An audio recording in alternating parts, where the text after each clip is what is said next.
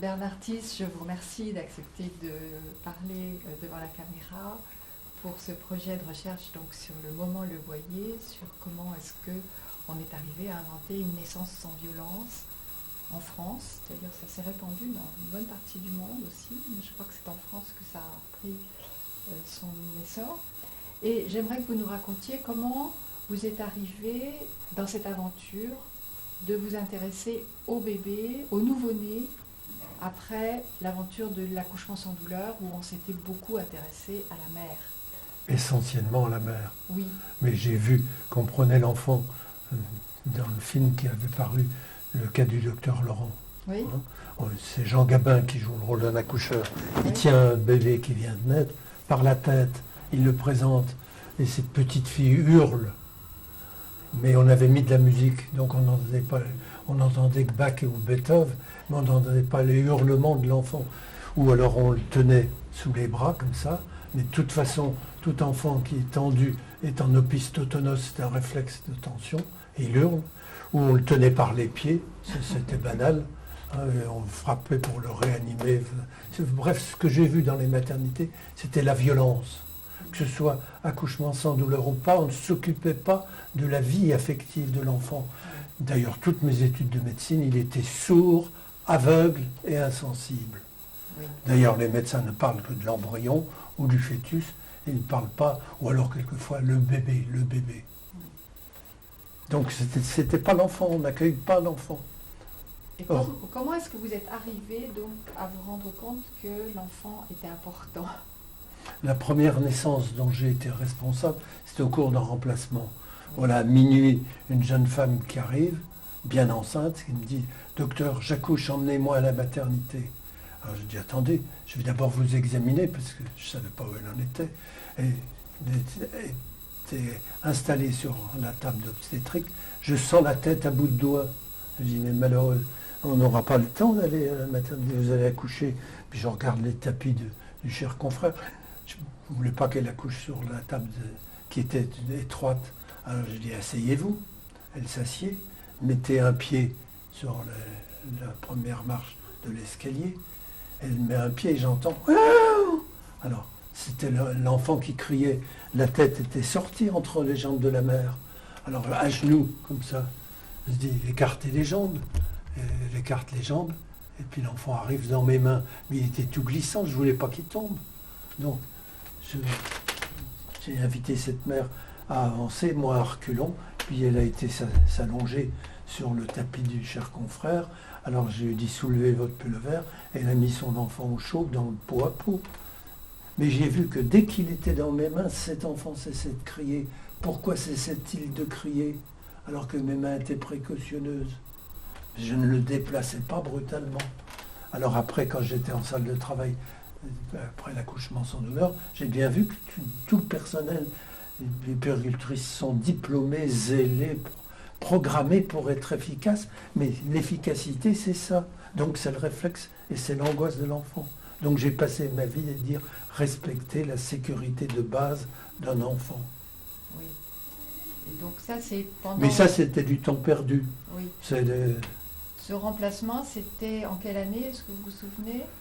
Oh, c'était 51, je crois. Vous étiez encore étudiant en médecine ? J'étais encore étudiant en médecine. C'est ça. Donc, vous avez fait des accouchements pendant vos études de médecine ? Alors, j'ai fait mes stages d'obstétrique. Et puis, quand j'ai entendu parler de la MASE en 52, immédiatement, j'ai été à la Polyclinique des Bluets. Oui. Et tout de suite, j'ai vu avec passion que le climat se transformait. Ces femmes accouchées. C'était la respiration lente du petit chien. Oui, mais vous dites que justement, on s'occupait surtout de la mère et pas tellement du nouveau-né, même au Bluet. Et pas tellement, oui. Puisqu'au Bluet, j'ai vu tenir par les pieds.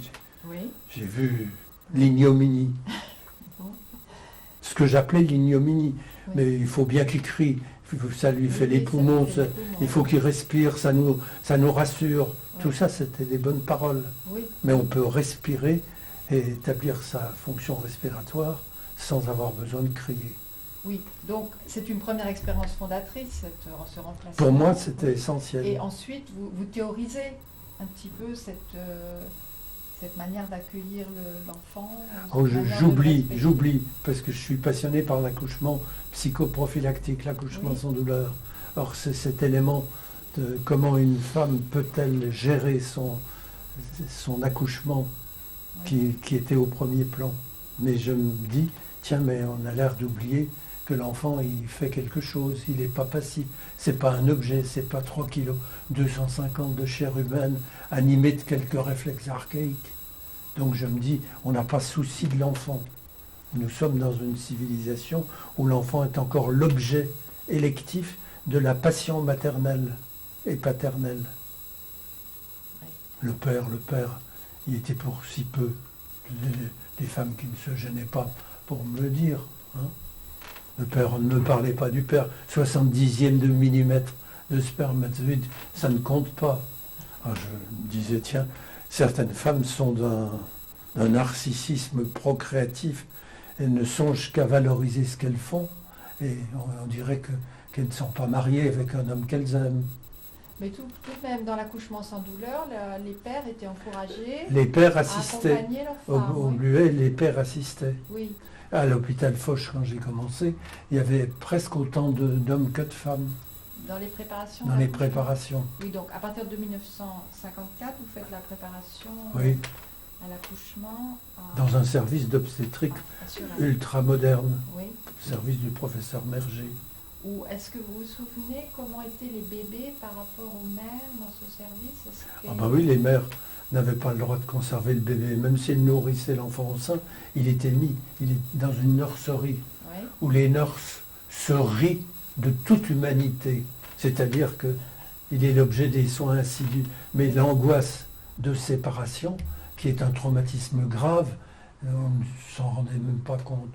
Oui. C'est comme ça qu'une mère qui nourrissait m'a raconté le matin qu'elle avait entendu sa fille pleurer à 4 heures du matin. Donc elle a en douce été dans la nurserie, où la nurse de service dormait. Donc elle a pris sa fille, puis elle l'a mise au sein. Mais au lieu d'aller dans sa chambre pour nourrir, elle l'a nourrie sur place. Or, un bébé qui tète glousse de plaisir à certains moments. Donc ça a réveillé la puéricultrice qui s'est emparée de l'enfant, lui a arraché l'enfant du sein en disant « Qu'est-ce que vous faites ici? Allez dans votre chambre, vous n'avez pas le droit. » Elle a entendu de 4 heures à 6 heures du matin sa fille hurler. Ouais. Alors je lui ai dit « Mais vous n'avez pas appelé le directeur de l'hôpital, vous n'avez pas appelé un avocat, vous n'avez pas appelé... » Non, on se laisse faire. Donc depuis ce jour-là, je me suis dit « Il faut appeler les parents à la révolte contre la tyrannie médicale, contre une structure hospitalière scientifique qui aliène l'humain, qui le traumatise à notre insu. » Ouais. Donc j'étais devenu un révolté. Ouais. Et je poussais à la révolte, mais une révolte bien tranquille. Oui, mais je pense que ça n'a pas eu beaucoup d'écho à Suresnes. Mais c'est du temps perdu. Oui, oui. Bon. Est-ce que vous pouvez nous parler de votre formation analytique et du rôle qu'elle a joué dans cette prise de conscience justement de la place du nouveau-né? Étant étudiant à Nancy, on ne m'a jamais parlé de la psychanalyse. J'ai jamais entendu le mot amour, ni le mot âme. Il n'y avait que le corps, sécable, mesurable. Mais je lisais la revue Psyché, dans laquelle on parlait de Freud. J'avais appris que Freud avait été à Paris, chez Charcot, et qu'il était venu à Nancy, chez Bernheim. Donc je m'étais passionné pour l'hypnose et les travaux de Bernheim. Donc j'ai voulu faire une analyse. Il n'y avait pas d'analyste à Nancy. Je me suis dit, je vais venir à Paris. Mais à Paris, il fallait que je vive. Donc je me suis passionné pour la psychoprophylaxie, ce qui était une façon en même temps de satisfaire ma passion, mon désir, et en même temps une façon de vivre. Mais là, le Travailler comme présupposé pavlovien de la PPO Ah, était complètement contradictoire avec l'analyse. mais bien sûr, Oui, hein, une femme enceinte, c'est pas un chien de Pavlov qu'on Oui. conditionne. oui, Ça m'apparaissait un peu infantile. oui. Et donc vous avez eu des discussions passionnées avec les gens Tellement passionné que dans le premier congrès d'accouchement sans douleur à Strasbourg, j'ai en commencé, 1963. ou 63, oui, Oui. j'avais droit à 10 minutes pour parler, ce qui est bien court, mais j'avais à peine commencé par dire le chien de Pavlov n'explique pas la psychologie de la femme enceinte, que clac, on m'a coupé le micro. J'étais au rouge. Et j'ai été prié de partir. Alors j'ai quitté, j'étais furieux. Oui. Je me suis dit, mais c'est inadmissible. Hein, au nom de Pavlov, qu'est-ce qu'on ne fait pas? Mais ça, c'est... Et donc, les vous pratiques êtes réconcilié avec les gens de la PPO? Ah ben, un jour, mais bien sûr, je connaissais Velay, qui était un ami. Je connaissais. Alors un jour, je dis, si je pouvais savoir quel est l'enfant de salaud qui m'a coupé la parole au moment du congrès, et cet enfant de salaud m'a dit, c'est moi. C'était Ercili, qui, au nom du pavlovisme, se sentait obligé de faire respecter l'orthodoxie. Oui. Alors moi, je bondis quand on... Oui, alors, votre intérêt justement pour le nouveau-né, et les découvertes que vous faites sur sa sensorialité, sur le fait qu'il peut s'apaiser si on le prend... c'est pas accueilli du tout. Oui, Quand en salle de travail, voilà, une amie de ma femme vient de mettre au monde son enfant, il est midi, donc elle n'est pas sous les sciatiques. L'enfant est entre les jambes. Et je dis bonjour, bonjour, oui. Puis j'incline la tête. L'enfant me sourit. Mais la nurse le prend, elle déplace pour lui attacher son bracelet d'identité, il hurle. Et puis il s'en va chercher quelque chose, je reviens près de l'enfant, que je ne quitte pas. Ah, tu sais, les femmes, quand elles sont pressées, ça valse quelquefois. Et puis immédiatement, comme je lui parle, il me sourit, mais je lui parle à 10-20 cm. Tandis que la nurse, elle le tient à distance. Et puis elle le manipule, elle le frotte, il hurle. Pendant le temps, il était dans les mains. Puis quand enfin, il est déposé dans son berceau, je reviens. Et puis je dis, mon pauvre vieux, c'est une aventure. Mais t'en fais pas, ça. Puis je repars, et de nouveau sourire. Alors, descendant à la cantine de l'hôpital, je rencontre un confrère obstétricien à qui je raconte le sourire de la naissance. Il dit, mais mon pauvre petit, t'es fou. C'est pas vrai, tu te fais des illusions. Moi je dis, je te l'affirme. Mais j'ai jamais vu un enfant sourire. Mais tu ne t'es pas donné les moyens de sourire. Écoute, ne continue pas à me parler du sourire de l'enfant. Je t'emmène à Sainte-Anne. J'étais fou pour lui. Et d'ailleurs, 3 mois après, je suis invité à Lyon par je ne sais plus quel patron qui me demande de parler de l'accueil de l'enfant. Et quand je lui parle du sourire de l'enfant, il me dit, ce n'est pas vrai, vous mentez. Je dis, monsieur, je vous affirme. Puis il avait un livre d'obstétrique, il me tape sur le crâne un grand coup. Il m'assomme, monsieur, jamais aucun enfant ne vous sourira si vous l'accueillez comme vous êtes en train de m'accueillir. Alors toute la salle se met à rire, mais je m'étais fait un ennemi de plus. Il ne faut pas être en avance sur son temps. Alors justement, il faut faire comme les moutons qui se suivent les uns les autres. Si le bélier avance... Donc, parmi vos ouvrages importants, vous écrivez en 1960 La psychanalyse, science de l'homme en devenir, où vous parlez du nouveau-né, de la nécessité de respecter la sécurité de base de l'enfant, du traumatisme de la séparation. Vous faites déjà la distinction entre accouchement et naissance dans cet ouvrage? Vous vous en souvenez ou pas? Pas nettement. Non. Et c'est justement parce que je le regrette qu'au bout d'un certain temps, longtemps après, je balance un autre livre qui s'appelle Naître, en 1972, dans lequel je développe très précisément la différence qu'il y a entre accoucher, c'est l'acte que réalise la mère, et la naissance, ce que réalise l'enfant. Oui, donc l'enfant est actif Il est dans le processus très actif. de naissance. Mais ça tombe, c'est lu par quelques analystes, mais très peu. Et très peu d'obstétriciens, ça n'a aucun effet. Ça tombe un coup d'épée dans l'eau. Vous en avez très peu vendu, cet ouvrage, vous savez? Non, il est épuisé, mais c'est pas, ça, ça n'a pas déclenché quelque chose. Et je me suis rendu compte que seul je ne pouvais rien faire. Oui. D'où nécessité de créer un groupe de travail à la mairie de Bologne, avec Monique Stéphan. Et on avait envoyé une lettre qui commençait par Vita Nova Incipit, une référence à Dante, dans lequel j'invitais tous mes amis à venir se passionner, étudier ensemble, alors des vétérinaires aussi bien que des obstétriciens, tous ceux qui s'occupaient du tout petit. On avait projeté de discuter du livre de Janoff sur le traumatisme de la naissance, et on devait se réunir autour de Frédéric Le Boyer, qui venait de faire paraître son livre c'est ça. Pour une naissance sans Voilà. violence. Là, on est en 75. 75, Voilà, et l'ouvrage de Le Boyer est de 74. 74. Et il a eu, lui, un immense succès. Alors immédiatement, Oui. succès, et il s'est fait ramponner de tous côtés par les obstétriciens. C'est un déchaînement, c'était un lynchage. Oui, alors, On me téléphonait en me disant comment tu soutiens quelqu'un. Il a tué son père et sa mère, il est rayé du concert de l'ordre. C'est fou ce que j'ai pu entendre de ce déchaînement sur le comment Frédéric. est-ce qu'on a pu dire qu'il avait tué son père et sa mère? Mais je ne sais pas. Vous savez pas, il y Mais avait- c'est la passion. Ouais. Il soulignait que l'enfant il ne se référait pas à ce que j'avais écrit et dit. Hein, il se référait à l'Inde et au message de l'Inde, Oui. à la flûte indienne, à Bouddha. Enfin, il y avait quand même des photos d'enfants Mais d'ici. En c'est train ça de le sourire. génie Oui, c'est qu'il a utilisé l'image. oui. Or, à l'image, tous les cœurs, ils sont sensibles. Il avait de merveilleuses têtes d'enfants qui s'apaisent quand ils sont dans le bain. Mhm. Oui.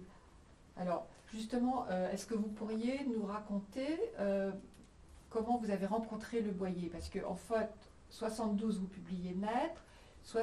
Pendant ce temps-là, Le Boyer était en train, dans son coin, si je puis dire, de faire ses expériences Oui. aussi sur un accueil différent du Oui. nouveau-né, mais vous ne vous connaissiez pas. Non.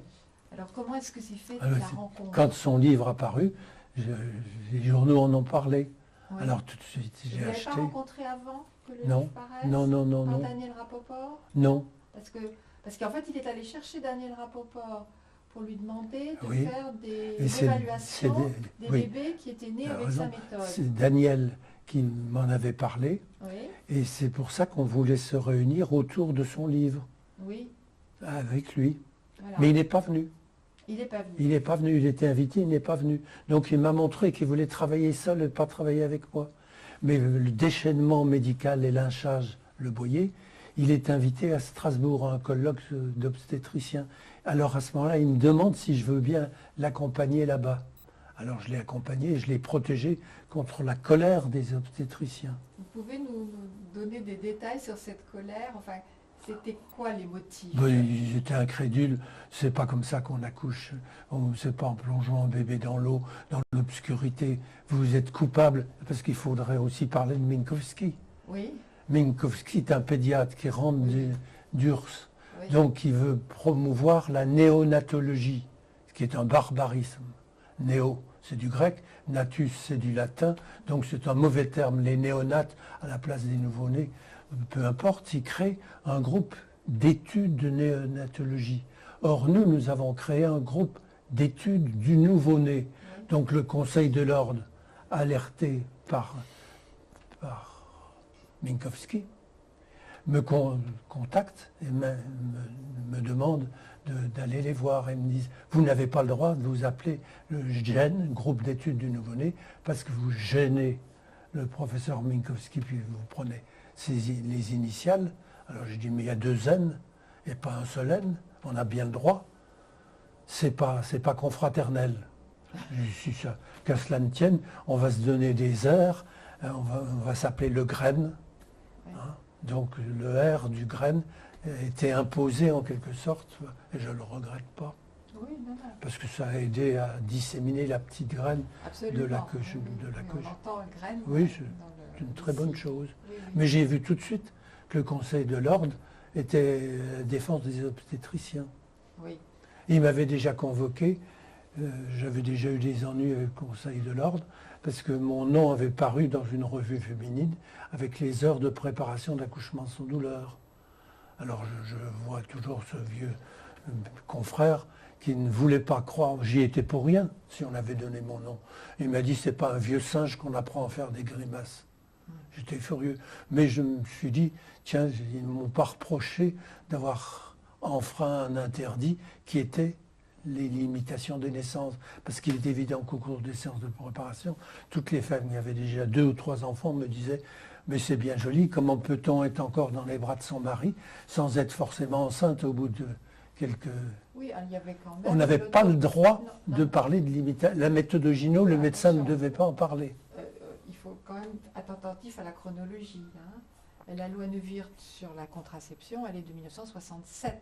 Oui. Hein, donc c'est avant pour Oui. naître. Oui, mais pour naissance, nous étions confrontés aux effets de cette absence. On n'avait pas le droit. Avant Alors, 67. oui, alors je transgressais comment je faisais. J'invitais les femmes qui avaient de l'expérience à dire comment elles faisaient pour limiter les naissances. Et comment Alors, elles faisaient bah, avant elles avaient des diaphragmes, elles avaient des qu'elles gelées achetaient à spermatides l'étranger, qu'elles avant achetaient à 67. l'étranger. Bah, elles allaient en Suisse Ouais. ou en Belgique Ou en Angleterre. ou en Angleterre, mais où on parlait d'Ogino. Oui. Bon, et puis, est-ce que ça marche, est-ce que ça marche pas? Il y avait celle qui était enceinte alors qu'elle utilisait la méthode Ogino Oui. et qui expliquait que c'était de la rigolade. Ouais. Donc c'était animé, Mhm. ce thème. Oui. Donc, vous vous souvenez donc que l'accueil du livre de Le Boyer était très conflictuel. Très conflictuel, Oui. mais passionné pour le public. Oui, c'est ça. Des parce qu'il images en a vendu merveilleuses, énormément ça fait de rêver. De cet Oui, ouvrage. oui. C'est un ouvrage qui a eu Oui. beaucoup de succès, Mm. qui a été réédité Mais- plusieurs fois, qu'on trouve d'ailleurs toujours encore aujourd'hui. Oui, qui réédite. Oui, oui. Alors ce que j'ai appris depuis, c'est qu'il avait écrit une partie de ce livre quand il était à Dörenhagen, dans la maison de Franz Wellmann. Mais Oui. il n'a pas parlé dans son livre de Franz Wellmann. Oui. Et c'est pas par lui que j'en ai entendu parler. C'est dans le cadre du Graine. Marie-Claire Busnel m'a dit un jour, tiens, j'ai dans un colloque rencontré un énergumène, je crois même qu'elle avait dit un fou, qui s'amuse à faire de la gymnastique avec les fœtus. Ça t'intéressera sûrement. Alors j'ai dit, mais bien sûr, passe-moi son article. Elle a mis 6 mois avant de me donner cet article qui était écrit dans un français de vache espagnole, un peu illisible, que j'ai remis en bon français et que j'ai envoyé à Franz Wellmann en lui disant, j'aimerais vous rencontrer. Oui. Et c'est Oui. temps. Mais alors là, c'est plus tard. Là, C'est plus là, tardif. On est dans les années. Oui, mais fin des années Frédéric 70. Le Boyer Oui. aurait pu m'en parler. Donc, Quand j'ai vous été le pensez soutenir à Bordeaux, Oui. dans le train, quand on est revenu, il aurait dû m'en parler. Oui. Nous aurions gagné des années. Oui, c'est vrai que pour une naissance sans violence, il n'y a absolument Mais c'est rien comme s'il qui voulait rappelle rester le la seul phénoménie. à se Oui. soucier de... Oui. Sauf peut-être quand il évoque le dos du fœtus en disant qu'il a beaucoup souffert et qu'il ne faut surtout pas lui toucher le dos pour Oui, une mais naissance sans il a violence. tort. Oui, Il a tort. Oui. Puis il ne faut surtout pas toucher la tête, parce que c'est la tête qui vient de passer. oui, oui, ça il le dit aussi. Tandis que dès Oui. que vous mettez les mains sur la base, Oui. sur le sacrum Sur de le l'enfant, sacrum. immédiatement, il cesse de crier. Alors pourquoi? Mais est-ce que Wellmann, début des années 70, quand Le Boyer est en train d'écrire son ouvrage, est-ce que Wellmann avait déjà la totalité de sa théorie? Ah oui, Vous ah oui. pensez déjà. Il avait déjà toute son expérience du contact aptonomique. Mhm. Ça date de la guerre, lui. Date de la guerre. Quand il était emmené dans un camp de concentration, il a vu que tous ceux qui étaient avec lui sanglotaient dans ses bras et qu'ils en étaient apaisés. Et quand une jeune femme est morte dans ses bras en lui disant « Papa », donc dans une gare, quand le train s'est arrêté, ils ont appelé, puis la civière est venue évacuer le corps, et lui qui avait accueilli tout le monde n'était pas épuisé, donc il en a profité pour sortir, et demander à un soldat allemand du feu pour allumer sa cigarette, il s'est éclipsé. C'est incroyable, il n'en revenait pas. Ah oui. Il avait hypnotisé en fait. Non, il avait... l'entourage, oui. Il n'était pas épuisé, il ne s'était pas présenté comme un malheureux Oui, condamné. prisonnier, oui. Ah oui. Donc quand il a commencé à utiliser la clinique dans laquelle il travaillait, il y a eu une épidémie de, comment ça s'appelle, ces paralysies chez l'enfant, poliomyélite. Donc il avait des femmes enceintes qui étaient paralysées et qui ne respiraient que grâce aux caissons à dépression. Mais il fallait qu'elles accouchent. Oui. Donc le caisson à dépression était dans sa maison. Lui et sa femme s'occupaient des pères, des mères et de l'enfant qui naissait dans le caisson et on s'en occupait après. Mhm. Donc il a tout inventé avec ces femmes enceintes qui étaient en situation de dépendance. Oui, C'est là où il a commencé. oui. Donc dans les années 70, il a déjà Ah oui, sa il a méthode déjà- qui est Non, non, confirmée. Oui. Oui, donc pour revenir à Le Boyer, donc Bon, comment vous avez vécu le triomphe éditorial de son ouvrage par rapport au vôtre Les miennes, ce qui m'importait, c'était que ça change dans notre civilisation. Oui. Enfin, voilà quelqu'un de poids qui venait tirer la charrette avec moi. Oui. Donc, Oui. c'est dans le cadre du Graine, on était là pour ça. On se disait, oh, si on se rencontre, si on travaille ensemble, on va forcément multiplier nos énergies. Oui. On se renforce. Oui. Or, seul ou à deux, la multiplication des énergies n'a pas lieu. C'est à partir du 3. 3 et 3, 6. Mais 3 multiplié par 3, ça fait 9. 10 et 10, 20. Mais 10 multiplié par 10, ça fait 100. Donc, il faut se rendre compte que le groupe potentialise les énergies de chacun. Oui, donc le Graine est fondé en 1975. Oui, 74, 75. 74. 14, oui. 74. Oui. 14. Oui, Oui. d'accord. J'avais lu. Bon. Et Ma femme va répondre au téléphone. donc est-ce que vous pouvez nous raconter un petit peu sur quel principe est fondé ce groupe? Il est un peu informel au départ ou est-ce qu'il est, il a des C'est tout à règles? fait informel. Il y a Étienne Herbinet Oui, ça, et je sais, Marianne je Herbinet. sais. Oui, Il y a Michel Audin, oui, Pithiviers, oui, parce que Oui. c'était oui, un élève de Frédéric Le Boyer qui essaye Il a été d'utiliser. élève de Ah Laurent oui, Boyer, Audin, oui. Il est en grande estime, Frédéric Le Boyer. Mhm.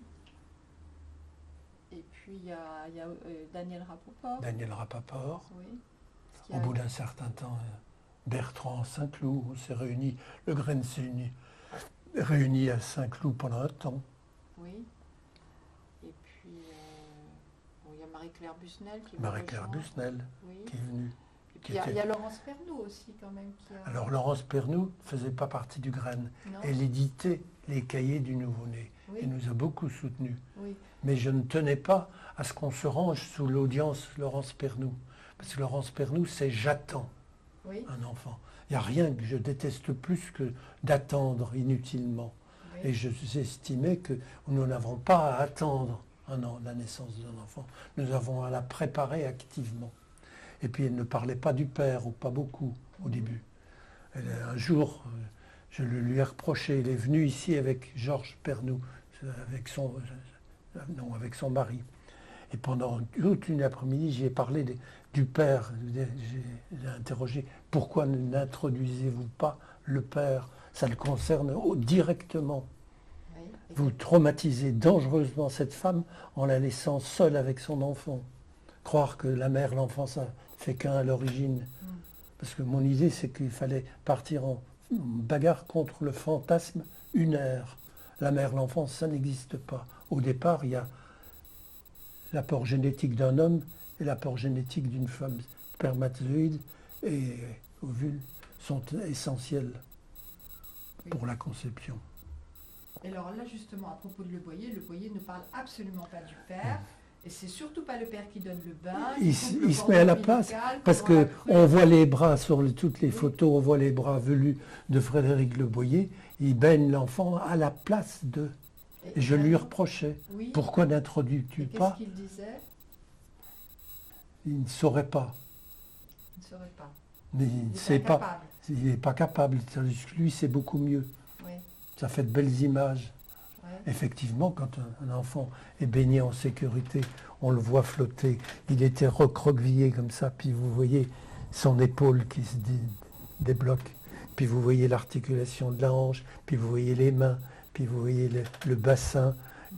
Puis alors il reçoit de l'eau, puis il est heureux, il se détend. On voit les effets d'un bain sécurisant, apaisant. Ouais. Mais si un père est anxieux et tient l'enfant en tremblant, ça ne va pas. Et comment vous expliquez que cette méthode Le Boyer, telle qu'elle est exposée dans l'ouvrage Pour une naissance sans violence, soit devenue justement le père coupe le cordon et donne le bain dans un certain nombre de maternités? Un rituel, Oui, alors, comment vous expliquez comme si c'était cette invention? la séparation. Oui. On non, disait que le père devait séparer la mère de l'enfant Oui, en coupant le cordon. Il ne sépare pas la mère de l'enfant, il sépare l'enfant de cette part de lui-même, de son vieux compagnon des profondeurs qu'est son placenta. oui. C'est alors, un rite magique. mais comment vous imaginez... je voudrais comprendre comment c'est arrivé, ce rituel qui n'en est pas un, qui n'a aucun fondement ni anthropologique ni historique. Non. Comment c'est arrivé à être la doxa dans un certain nombre de maternités et comment les parents ont... C'est une façon maladroite d'introduire le père. Oui, Tout ce qu'il y a de plus maladroite. oui. Parce que le père, il faut l'introduire bien avant. Et qu'est-ce que vous en avez pensé quand vous avez vu ça arriver dans les pratiques des maternités?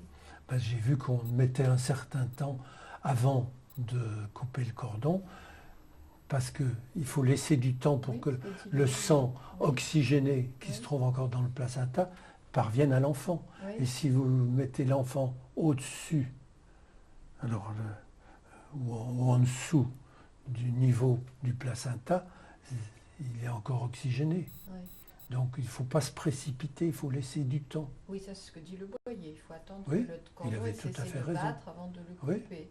Oui. Mais qu'on impose au père, enfin on suggère que le père... On le met à cette place-là. De même que quand on l'a introduit dans les maternités, le père devait rester près de la tête de sa femme et n'avait pas le droit de venir voir l'enfant. Oui, et qu'est-ce que vous en avez pensé de Bah, que c'est monstrueux. Oui, pourquoi? Bah, parce que le père, c'est son enfant, il a le droit de l'accueillir. Oui.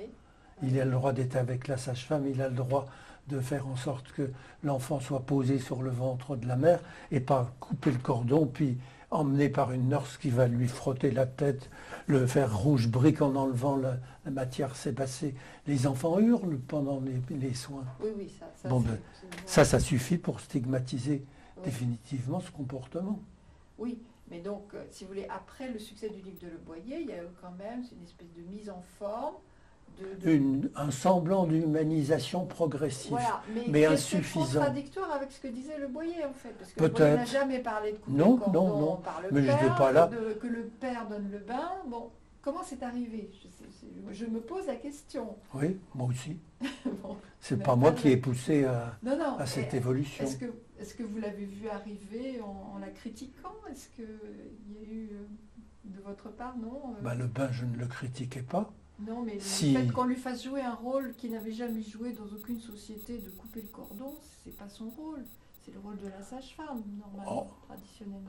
Dans le monde animal, c'est la mère Oui, c'est la- qui mord et qui avale le placenta. Oui, Les oui. petits chats et les chiens Oui, que j'avais oui, vus dans mon c'est- enfance, c'est- c'était ça. Oui, oui, oui.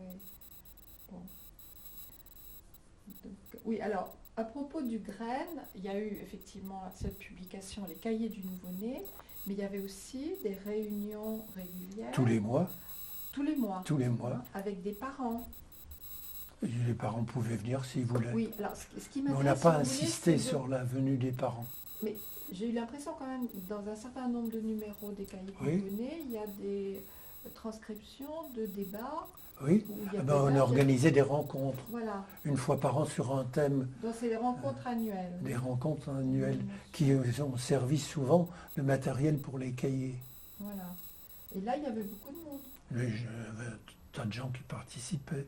Oui, et il y avait beaucoup de parents. Françoise Dolto y venait, il y avait des parents, il y avait des... Oui, alors, ce qui m'intéresse aussi, si vous voulez, dans ces années 70, c'est qu'on voit vraiment des groupes de parents se constituer en lobby, enfin, Oui. ou en action. oui, en action, ce qui me paraît assez nouveau aussi. Bah, que dans les le monde citoyens de se la prennent en naissance. charge. Oui, dans mais une si vous démocratie, voulez, ça ils n'a s'étaient rien pas d'étonnant. pris enfin, alors, ils s'étaient pris en charge. Mais au niveau- 68 est passé par là. Oui, alors c'est là que le La concept- dynamique de groupe commençait à exercer ses effets.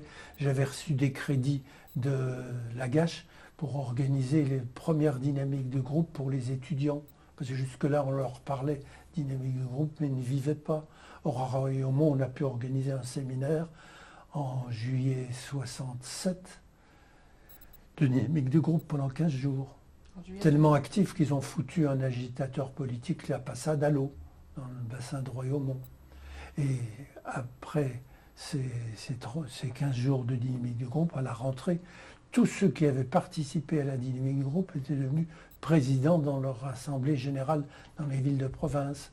Et au mois de mai 68, tous mes petits copains étaient sur les barrières. Ouais. Et je me suis dit, mais c'est plus de la dynamique de groupe que nous avons fait, c'est de la dynamite. Je me Ouais. suis rendu compte que s'occuper d'un groupe et potentialiser intensément l'expression de chacun dans le groupe, c'est quelque chose d'essentiel. Oui. Mais c'est un peu dangereux aussi, parce que ça leur donne un pouvoir Où est-il formidable. dangereux? Non, mais Où est-ce dangereux d'utiliser le pouvoir de révolte dans un monde où on doit être soumis et voilà. unique? Est-ce que Moi, je suis tout à fait pour que les étudiants en Tunisie se manifestent. Résultat, il fout le camp, l'autre, parce Oui. qu'il se sent illégitime. oui. Il n'est pas au support. On est dans une démocratie. Il faut que ce soit l'expression de chacun qui s'engage. Donc, est-ce que vous pensez que mai 68 a été important Ah oui, pour ça a les été années 70 On sur a lesquelles vu des vous- crèches à l'Élysée, on a vu des crèches Oui, fleurir un peu partout. L'accueil de l'enfant après la naissance, parlez-en avec des rapports, vous verrez la oui, porte. oui, ça, Ça- elle le ça a eu reconnaît. lieu. Oui, bien sûr, oui. Et donc, pour la naissance sans violence, c'est important aussi que ça soit Ah oui, produit oui. après mai 68. Oui. Oui. Bon. Alors, je vous ai posé la question tout à l'heure à propos de Wilhelm Reich. Est-ce que vous l'avez lu et Bien sûr, j'avais lu. est-ce que ça a été une inspiration pour cette Oui, mais nouvelle manière de Reich, concevoir le il y a nouveau? des théories qui me paraissent délirantes. Oui, L'organe, possibilité d'avoir des appareils pour capter l'énergie solaire dans des boîtes, c'était délirant. Il a d'ailleurs été condamné. Mais la végétothérapie reichienne est la façon de toucher à la cuirasse musculaire caractérielle pour aborder l'émotion sous-jacente. Ça, je voulais comprendre comment il faisait, oui. ce qui se passait. Donc il y avait des groupes de végétothérapie reichienne. Oh. Donc nous avons organisé au Bleuet, non au Lilas, à la maternité des Lilas, un groupe de végétothérapie reichienne avec Boutin, Strouk, enfin toute une équipe d'obstétriciens et de sages-femmes. C'est au Lilas que la méthode Le Boyer a été expérimentée le plus Oui, à fond. oui. Hein? Oui, Me semble-t-il. oui, oui. Alors là, il faudra qu'on aille les voir aussi Oui. pour savoir comment Il faut elle a que vous en évolué, parliez. justement. Oui, oui, oui. Donc, vous reconnaissez la filiation enfin, Oh, je ne me sens pas oui, un bon, disciple de vous avez Reich. été inspiré quand même en partie par lui, donc dans cette nouvelle découverte des possibilités d'accueillir l'enfant. Par rapport à une analyse, une attitude analytique stricte, Oui, l'analyste reste dans son fauteuil et écoute un patient qui est comme un gisant sur son divan, qui ne s'exprime pas avec sa motricité, on ne tient pas compte de son souffle, on ne tient pas compte... Tandis que Reich, lui, les mettait en contact, il touchait, il massait, il manipulait. Ce que le vieux Freud avait fait au tout début, mais ce qu'il ne faisait plus. oui. À partir du moment où une patiente lui avait dit « Ne me touchez pas, taisez-vous, ne bougez pas », il avait obtempéré, il s'était figé dans son fauteuil. Donc cette liberté, des gens comme Reich l'ont introduit, mais des gens comme Ferenczi.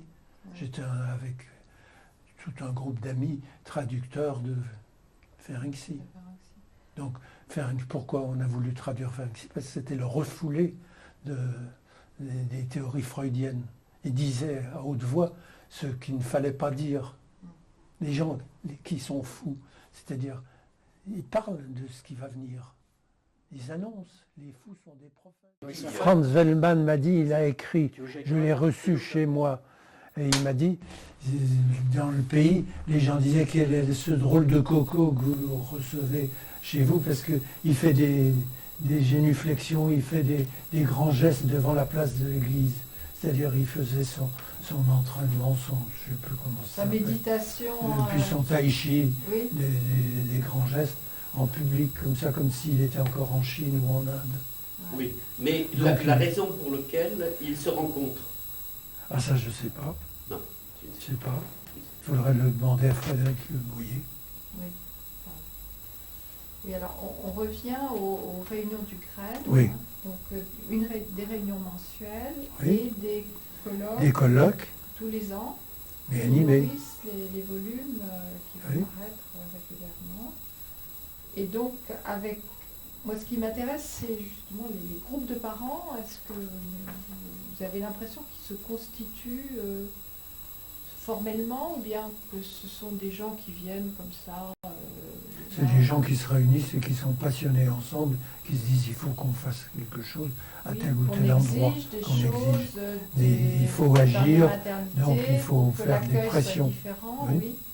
Mais les pressions dans les maternités, c'est bien difficile Oui. d'obtenir quelque chose, Il y a- puisque les ministres de la Santé ne peuvent pas l'obtenir. Ouais. J'ai été dans les ministères, j'ai vu Simone Veil, à qui j'ai demandé d'intervenir pour faire quelque chose pour les nouveau-nés. Elle m'a dit, je ne ferai rien, je ne ferai rien, je ne ferai rien. Elle me vrillait du regard, elle a des beaux yeux, il était comme ça, mais rien. Alors j'ai dit, vous ne voulez rien faire ou vous ne pouvez rien faire? Je ne peux rien faire. Les ministres passent, les patrons restent. C'est-à-dire qu'ils ne peuvent pas transformer l'état d'esprit des maternités, tout ministère. Il y en a quand même qui ont été changés, les maternités. Petit à petit, Oui. mais changer comment? On supprime les petites maternités conviviales. Oui, mais ça, pour c'est des plus maternités, ancien. Oui, c'est plus récent. oh, cette suppression. Il y a longtemps que ça a lieu. Ça a lieu depuis longtemps. Ouais. Depuis longtemps, on me dit, mais c'est pas rentable, il n'y a pas de plateau technique. Il faut forcément qu'il y ait la possibilité d'une césarienne d'urgence. Minkowski. C'est Minkowski. Et Madame Dienesch. Madame Dienesch, Ouais. à qui j'avais demandé la possibilité de prolonger le temps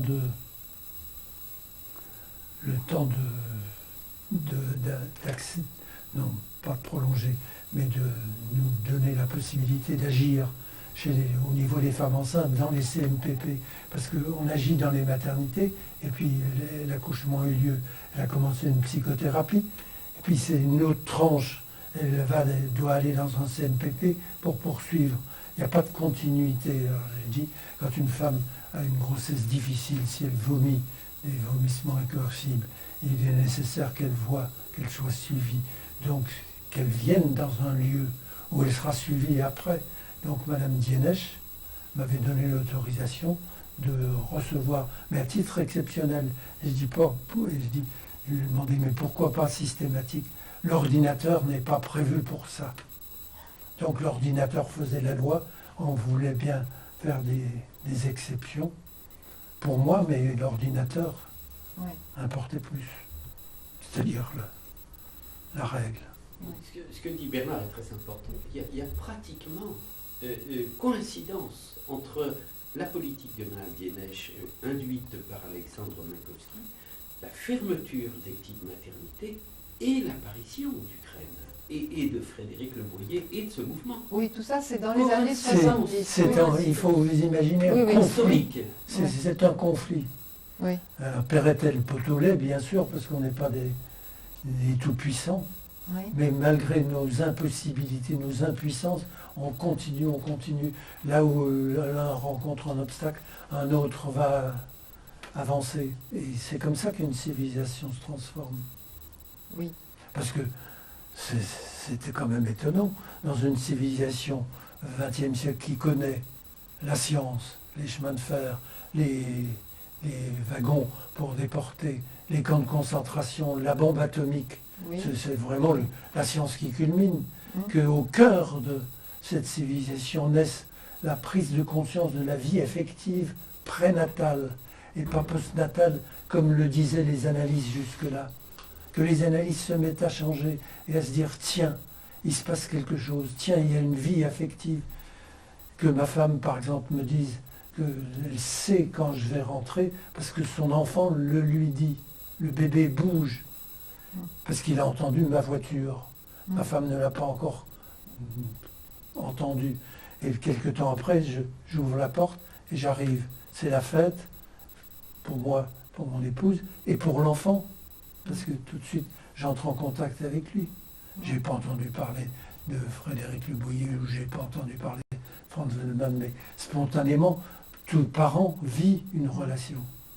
Donc pour moi, je prépare neuropsychiatrie, il faut que je bosse. Après le repas, le soir, ma femme, elle a envie de dormir. Donc elle n'est pas forcée de veiller jusqu'à 1h du matin. Donc elle veut dormir. Mais le bébé, lui, il n'a pas envie de dormir. Alors ma femme m'appelle en me demandant si je peux venir poser les mains et dire bonsoir à l'enfant. C'est le temps que je n'ai pas dit bonsoir. Alors Je dis, bonsoir petit pirate, tu veux devenir un champion de rugby, tu veux t'entraîner, mais ta maman, elle a besoin de dormir maintenant. Tu peux dormir. Alors je chantais une berceuse, et puis je sentais qu'il s'apaisait. Puis je dis, je vais te donner un petit bisou sur le ventre de ta maman. Allez, bonne nuit. Puis j'allais travailler. Mais ma femme était ravie, parce que l'enfant... Donc, de vivre dans un couple, ça me montrait évidemment l'importance des relations qu'on a. Alors après la naissance, il suffit de se pencher sur un enfant qu'on a accueilli prénatal pour qu'immédiatement il se souvienne de la voix et il sourit. Donc le sourire de l'enfant, on l'obtient facilement. Oui, donc ce que vous nous racontez là, c'est l'expérience avec votre enfant. Oui, mais c'est mes enfants qui m'ont tout appris. C'est avant naître, en fait. C'est avant l'ouvrage que Oui, vous avez écrit. oui. C'est ça, avant d'avoir rencontré Franz Wellman. Oui. Bon, ça, c'est Oui. votre expérience. Vraiment Ils sont nés personnelle. en 55, 57. Voilà. Et ce que je voulais savoir, c'est quand vous avez écrit Naître et sourire, donc en 77. Alors j'ai écrit ça pour défendre Frédéric Voilà. Le Boyer. Oui. Est-ce que vous nous racontez un peu le contexte dans lequel vous avez décidé d'écrire cet ouvrage? Ben, je trouvais qu'il fallait intervenir Oui. pour voler au secours de Frédéric Le Boyer, mais au nom des analystes. Donc j'ai fait un livre analytique, mais j'ai introduit le sourire de l'enfant, alors que dans le premier livre, j'en avais pas parlé. Oui.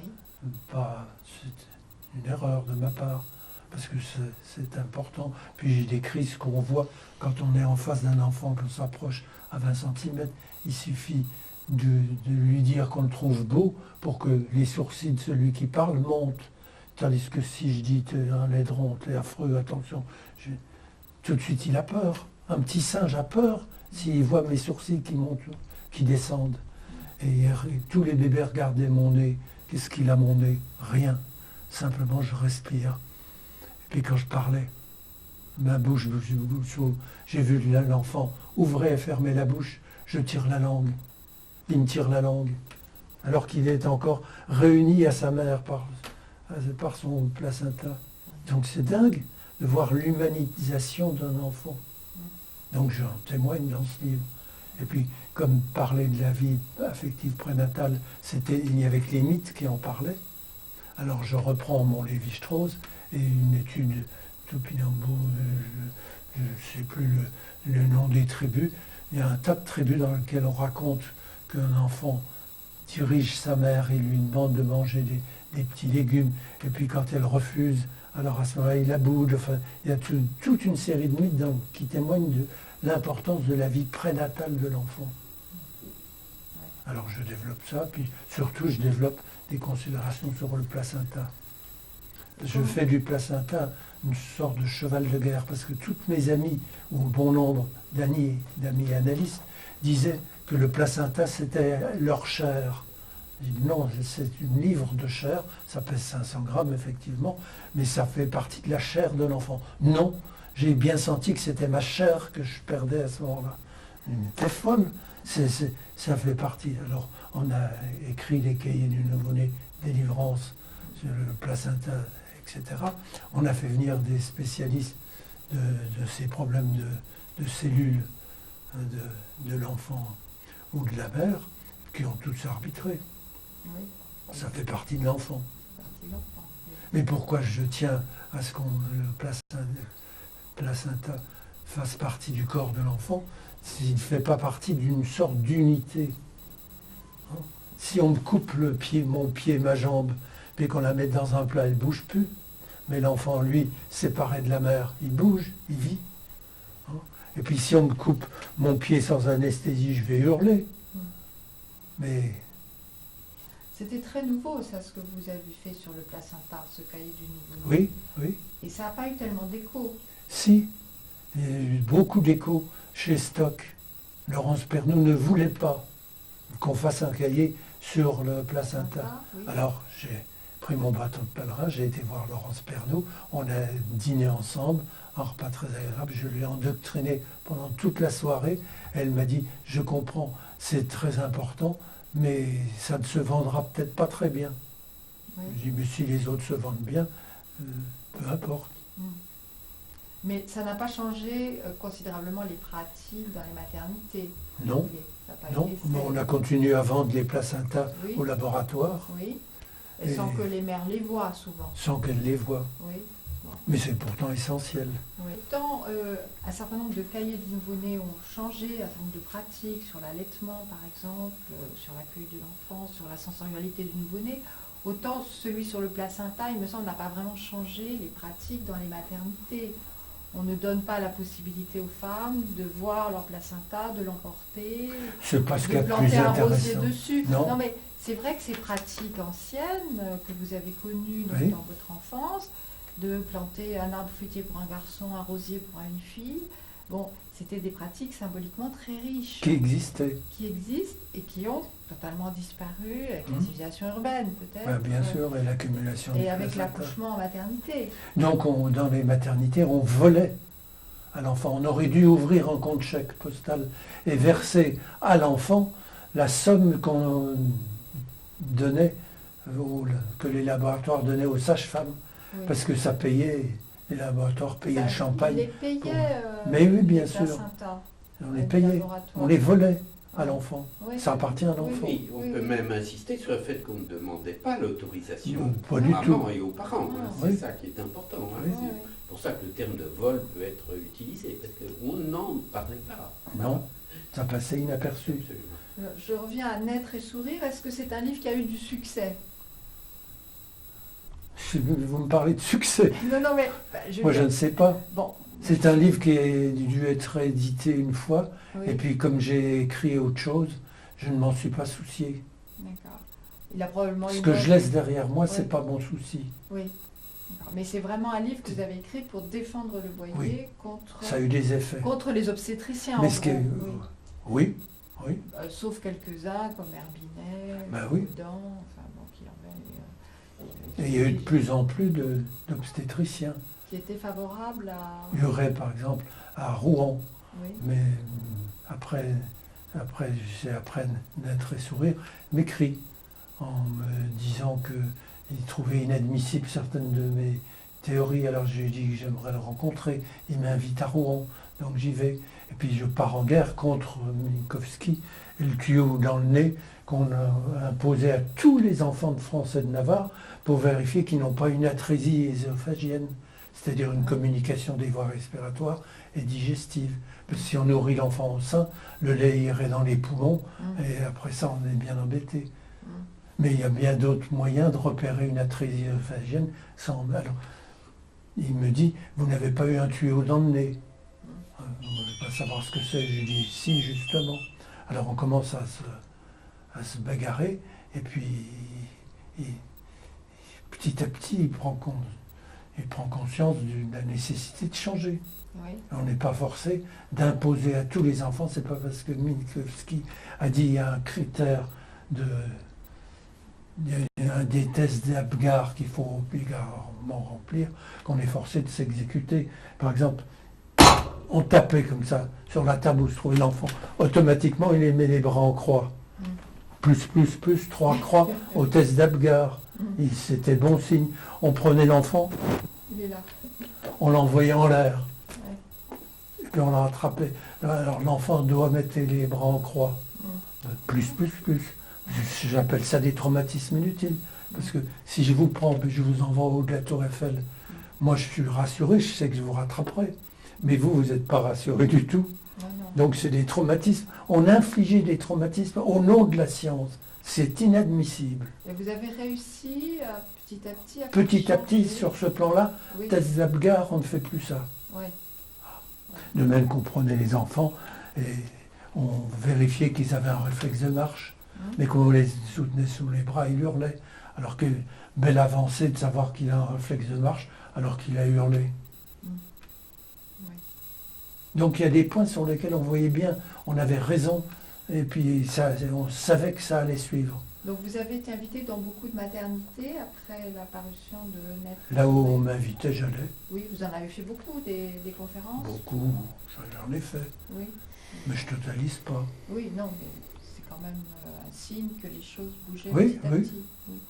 Alors maintenant, je voudrais que vous nous parliez, vous en avez déjà un petit peu parlé, de votre rencontre avec Franz Wellmann et de comment l'autonomie dont vous aviez un peu conscience sans vraiment la formaliser, comment elle a changé. Comment ça a changé systématiquement. pratique. Alors ça, il faut que je revienne à Marie-Claire Busnel. Oui, Marie-Claire Busnel est une spécialiste de l'audition du rat et de la souris, oui, les fœtus de rat et de souris. Donc elle a, chez ces animaux, on peut faire toutes les expérimentations. Elle m'a dit, Bernard, tu te trompes quand tu dis que la voix du père apparaît tardivement et que ce sont les sons aigus que l'enfant entend en premier. C'est pas vrai chez les animaux. Or, nous sommes des animaux. Alors j'ai dit pourquoi? Parce qu'il y a l'appareil d'enregistrement qui est circulaire. Les cellules qui enregistrent les sons graves, c'est au départ, et à la pointe, c'est les sons aigus.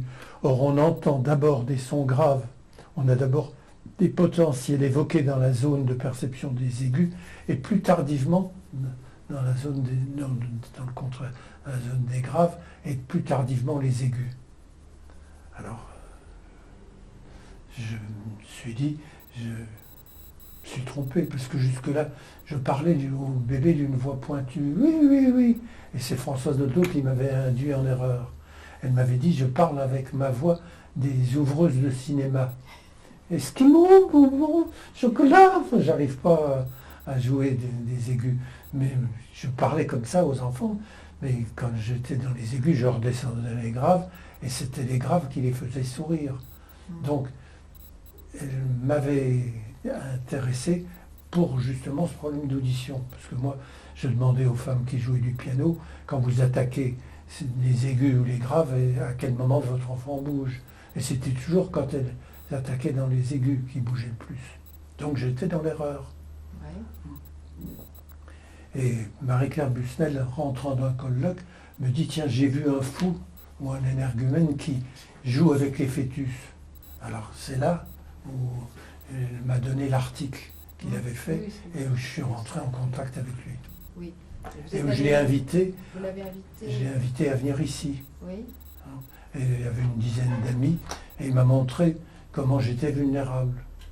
oui, c'est Donc ça. il m'a installé sur mon bureau et puis il m'a montré qu'il suffisait qu'il m'escagasse les flancs pour que je sursaute. Mais il appuyait sur mon dos, je hurlais. Ah, il me dit, vous ne pouvez pas vous empêcher de hurler. Je dis, mais non, je me protège. Je suis un vieux cavalier, j'ai fait des chutes. Je ne tiens pas à ce que vous bricoliez ma colonne vertébrale. Alors tout d'un coup, il me dit, vous permettez. Puis il pose des mains affectueuses sur mon dos. C'était plus des serres qui allaient m'aider. Puis il me dit, prolongez-vous, vous sentez mes poignets, montez à mes deux coudes, venez à mes deux épaules. Puis il me dit, étonnez-vous. Puis il m'escagasse les flancs. J'étais plus chatouilleux, j'étais plus vulnérable. Donc vous nous parliez de Marie-Claire Busnel, donc de ses expériences sur l'audition des rats. Et c'est elle qui m'a expliqué qu'elle avait rencontré Franz Wellmann, spécialiste de l'aptonomie, Et comment est-ce qu'elle l'a rencontré? au cours d'un congrès. D'un congrès à Bordeaux, c'est ce... Non, je sais pas forcément où. à Bordeaux, non. Non. Donc, Alors, parler d'aptonomie, un terme que je ne connaissais pas. oui. Donc ça, c'était... Aptein, c'est contact. Nomos, c'est la loi. Donc c'est la loi qui préside à toute rencontre tactile. Oui. Et vous vous souvenez en quelle année c'était? Est-ce que vous étiez encore dans les années graines, les années des volumes? Ah oui, des c'était cahiers les du années nouveau-né? graines. Oui, oui, tout à fait. Parce qu'il me semble que dans les cahiers du nouveau-né, il n'y a pas vraiment d'articles sur la... Si, l'aube d'essence. L'aube d'essence. L'aube mais oui. d'essence. Il y a quelque chose sur l'autonomie. Il y a un article de Catherine Dolto, l'aube d'essence, Révolution tranquille, Oui, et j'ai écrit un article sur l'aptonomie. d'accord. Et justement, on posait dans les cahiers du nouveau-né le problème de l'aptonomie. Parce qu'on avait organisé 3 jours de travail avec des psychologues enceintes, avec des analystes, avec des psychiatres, avec Titran de Roubaix, avec toute une série de gens comme ça. On était une dizaine, on a travaillé pendant 3 jours. Franz nous a montré comment il contactait les bébés et comment il invitait les parents à contacter l'enfant, à faire déplacer l'enfant C'est là où j'ai vu le premier père qui souriait parce qu'il ne sentait plus la tête de l'enfant quand la mère avait invité l'enfant à monter sur son cœur et on voyait l'enfant se déplacer. Puis quand la mère déplaçait l'enfant, elle venait le mettre dans la main du papa, on voyait le sourire du père. J'ai bien vu que le couple se mettait à vivre autour de l'émerveillement. Et c'est ça qui m'apparaît important, c'est que les parents s'émerveillent des possibilités de relations, découvrent les relations de l'enfant. C'est ça une civilisation qui croit et qui vit le prénatal. Le prénatal, c'est pas du réflexe archaïque, c'est de l'affectivité. Oui, ça c'était très nouveau à l'époque. C'est tout ce qui c'est encore nouveau. Oui. C'est encore scandaleux. Oui, enfin on en parle quand même. On se met à en parler, oui. mais ça ne veut pas dire qu'on fasse de. Et alors au niveau de l'accueil du nouveau-né, alors à la naissance, l'autonomie change aussi la manière d'accueillir le nouveau-né. Bien sûr. Est-ce que vous pouvez nous expliquer dans quelle mesure ça change? Voilà, je vois. Vous prenez le bébé? Oui, voilà, mais avant, voilà une femme qui accouche. Son mari est à ses pieds, c'est l'obstétricien et l'autre pied. Et elle leur sourit. Puis tout d'un coup, il ne sourit plus. Alors on regarde le ventre de la maman, effectivement, il y a une contraction. Elle est intériorisée avec son enfant. Puis de nouveau, la contraction disparaît, elle sourit à son mari, elle sourit à l'obstétricien. Ça dure un quart d'heure d'enregistrement, puis tout d'un coup, on ne regarde plus le ventre, mais on regarde l'orifice vulvaire. On s'aperçoit que les grandes lèvres sont en train de s'ouvrir, et on aperçoit les cheveux. Et puis on sait que l'enfant ne va pas sortir parce qu'on ne voit que ça, ou ça, si vous préférez. On se dit la contraction suivante, ça, il va naître. Et effectivement, la contraction suivante, il naît sans aucun effort. C'est l'enfant qui se fait naître, l'utérus maternel l'excorpore. Et alors à ce moment-là, on reçoit l'enfant et on s'arrange pour le mettre sur le ventre de la maman, au chaud, dans le contact direct peau à peau, parce que la respiration de la mère, l'enfant l'aperçoit et ça facilite l'enclenchement de sa propre respiration. Mais surtout, on veille à ce que les parents contactent la base et pas la tête. Parce que dès que je mets mes mains sur la tête, il hurle. Dès que les mains arrivent ici, donc surtout sécuriser la base.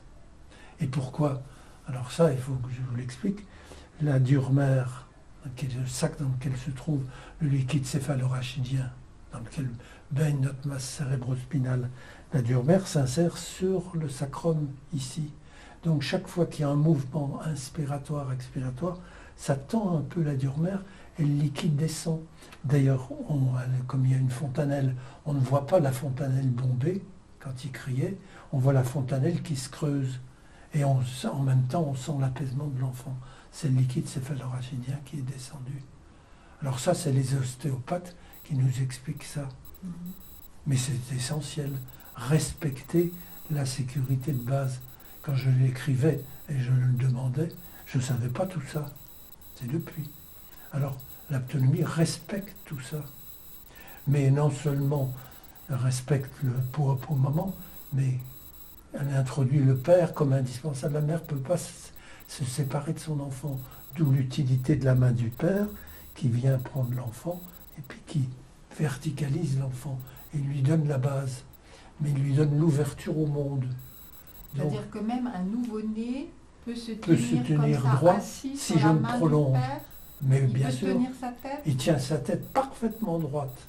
Si vous parlez, il se tourne tout de suite pour regarder la personne qui parle. Et si la personne s'incline devant lui en lui parlant le prénommant, il sourit tout de suite à cette personne. Il est souverain. C'est un petit roi, sans aucune angoisse, puisque vous sécurisez la base. Or ça, cette ouverture au monde est pour nous essentielle. Il est détaché du corps de la mère. Il sent qu'il peut vivre et respirer. Il peut être baigné. Le cordon est coupé là? Ah oui, là, le cordon est coupé. Oui. Oui, on le laisse sur le ventre. Et puis, au bout d'un certain temps, on coupe le cordon. Et là, il n'y a pas de bain. Il peut y avoir bain. Il peut y avoir mise. Si vous mettez l'enfant sur le ventre, vous donnez un appui au pied, l'enfant a un réflexe de reptation. Il grimpe, puis il va découvrir les deux monts jumelés, satinés de tendresse, puis hop, il attrape le sein et c'est la première tétée, s'il a envie de téter. Mais ça dépend tellement des mères, des enfants. Il n'y a pas de règle là-dessus. Il y en a qui mettent très longtemps à arriver. À l'hôpital Foch, on mettait 24 ou 48 heures à la diète. Et quand je demandais pourquoi, c'est mon ami m'expliquait que c'est comme les escargots. Il faut les faire jeûner. Pour les manger. Pour les manger. L'enfant n'est pas un escargot. Non. Oui. Et donc, vous savez quand même que cette manière de tenir l'enfant droit comme ça, dès la naissance, avec la tête qui tient, c'est absolument en contradiction avec des siècles de conception de l'enfant nouveau-né comme inachevé, comme incompétent et inachevé. Oui, c'est une tradition. En particulier, oui, mais elle est très, mais très c'est vrai qu'il est ancienne. prématuré et héréditaire. Mais il a une aptitude à se tenir. Quand, regardez, il va bouger la tête, c'est pas son intention, c'est une chose. C'est moi qui me prolonge. Donc il sent parfaitement qu'il est soutenu, porté, sécurisé. Et à ce moment, grâce à cet apport du père, et c'est très important pour tous les hommes de se rendre compte de l'importance de cette présence qui permet à l'enfant sa stature. Accueillir un enfant, c'est pas l'accueillir horizontal, c'est l'accueillir dans sa dignité d'être humain capable d'entrer en relation. Oui, et les trois quarts des gens pensent qu'un bébé nouveau-né ne peut pas tenir sa tête. Donc nous avons encore du travail à faire pour montrer que c'est possible. Oui. Nous n'avons pas encore fait rêver suffisamment tous les parents de France et de Navarre. Nous n'avons pas encore la possibilité de faire vivre la tenue à la télévision tous les soirs. Nous n'avons que des horreurs sur des procès, sur des serviers. Manger en écoutant la télévision, c'est se nourrir des horreurs du monde. Et pas, on pourrait supposer qu'on ait au moins 5 minutes de bonheur humain tous les soirs. Mais non, on n'en est pas encore là. Et est-ce que vous avez participé aux émissions de télévision de Bernard Martineau qui s'appelait Le bébé est une personne? Le bébé est une personne. Oui. C'est moi qui l'ai présenté à Françoise Dolto. Oui. Et Françoise Dolto a parlé. Mais vous aussi, vous avez parlé Non, j'étais en retrait. Vous étiez en retrait. Oui. Mais c'est moi qui ai corrigé tous les textes qu'il y avait dans des enregistrements et qui a fait que Bernard Martineau a pu en sortir un livre. Et tout le financement lui est revenu, alors que c'était tout simplement le témoignage de tous ceux qui avaient participé. Oui, mais ça a été aussi un moment, vous dites qu'on ne parle pas de la télévision. Très important. Oui, tous les soirs à la télévision, mais ce film-là... il a été très important. A eu beaucoup de succès, il a joué un rôle. Rediffusé plusieurs fois, le livre ensuite, donc tout ça c'est quand même... C'est des petites pierres sur le chemin. Oui, qui ont fait changer un petit peu. Mais on ne change pas les humains comme ça. Non, mais plus personne ne dira aujourd'hui qu'un nouveau-né ne voit pas, n'entend pas. Ah non, ça c'est à qui le graine à qui ça. Oui, ça c'est très important. Mais on reste encore par rapport à l'audition de l'enfant dans la valorisation de la parole maternelle. Oui. Même Marie-Claire Busnel a fait des expérimentations sur la voix de la mère et a montré qu'elle avait des effets apaisants sur le rythme cardiaque du bébé in utero. Oui. Mais je lui dis, et la voix du père? Elle ne l'avait pas fait. Non, mais elle l'a fait après. Alors elle l'a fait. Oui. Et puis elle a constaté que la voix du père a des effets sécurisants plus longtemps que la voix maternelle prénatale. Ah, oui. Mais ça n'a pas claironné. Tout ce qui est introduction du père, je vous promets, il est refoulé au même titre que l'affectivité de l'enfant. Vous avez écrit un livre aussi, c'est en 81, Le Père Acte de naissance. Oui. Oui, pour dire tout ça. En 80. Moi, j'ai marqué. Il est dédicacé à Franz Wellmann. Oui. Donc vous avez une édition, une réédition. Alors c'est en 80. 80. Dédicacé. Et comment est-ce qu'il a été accueilli, cet ouvrage? Avec sympathie, réédité. Réédité, vous avez été invité oui, mais l'essentiel n'a pas transformé. Ce témoignage n'a pas été déterminant, me semble-t-il, dans le comportement de tous les pères. Oui, enfin quand même. Oui, ça a été l'occasion de parler des papas poules, Oui, les pères qui donnent le biberon à la place de la mère, qui oui, se comportent comme des mères substitutives. Ça a été l'occasion d'une rigolade et de parler des fantasmes paternels et de la couvade. oui. Les journalistes ont ridiculisé les pères Oui, grâce à à cet ouvrage. à ce mouvement. Oui, et donc. Donc j'en suis pas tellement fier. Vous n'êtes pas tellement fier. Puis il y a eu des films, Trois bébés, un couffin. Oui, 3 hommes et un couffin. Oui. Oui.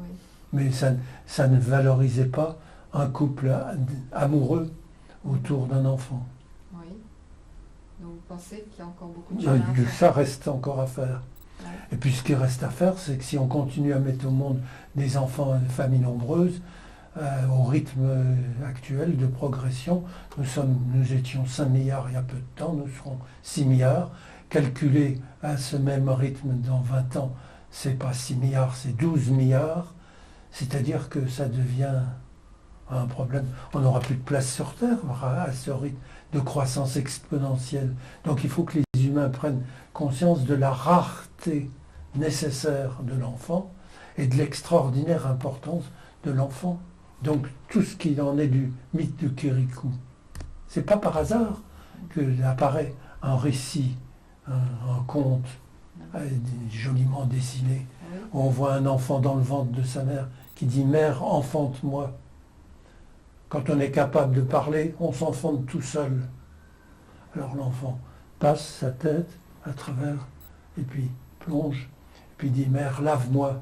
Quand on est capable de parler, on se lave tout seul. Alors Kirikou avance, se met dans un bac d'eau, et s'ébroue un petit peu. Attention, l'eau est rare. Pourquoi l'eau est rare? Parce que la méchante sorcière a bloqué la source. Et pourquoi elle est méchante? C'est-à-dire la curiosité d'un enfant qui apprend que qu'une femme terrorisante a tué ou emprisonné. Mais pourquoi? Parce qu'elle souffre. Les hommes lui ont enfoncé une épine dans le dos, c'est-à-dire l'ont violée. Donc elle est furieuse, légitimement, donc elle devient odieuse. Il faudrait lui enlever son épine, personne n'ose. Alors c'est tout le travail de ce brave Kirikou, hein, c'est au cœur de tous les enfants qui voient ce film, chantent Kirikou est petit mais il est vaillant. Alors il enlève l'épine et elle devient une magnifique jeune fille, et lui tout petit, elle dit épouse-moi, c'est trop petit, alors embrasse-moi, et un baiser, et puis il devient aussi grand qu'elle, il s'épouse, et tout le village est heureux. C'est magnifique. Oui, c'est un très beau film. J'ai vu ça à travers la passion de mes petits-enfants pour ce film, Oui. et l'intérêt. Donc voilà un film qui introduit la vie affective prénatale. Oui. Ce que jusque-là on ne voulait pas voir.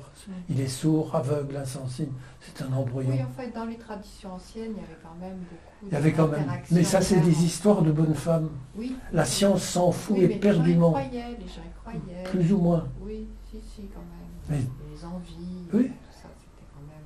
Oui, mais les envies, si on pour une fraise, l'enfant rend une fraise sur la joue, c'est de la rigolade, ça, c'est pas mais c'était comme ça que ça apparaît. Enfin, l'interaction du corps de la mère et du corps de l'enfant, elle était quand même... Elle a toujours été, mais pas dans la trinification. Oui. Non, ça, Mon souci, c'est de trinifier.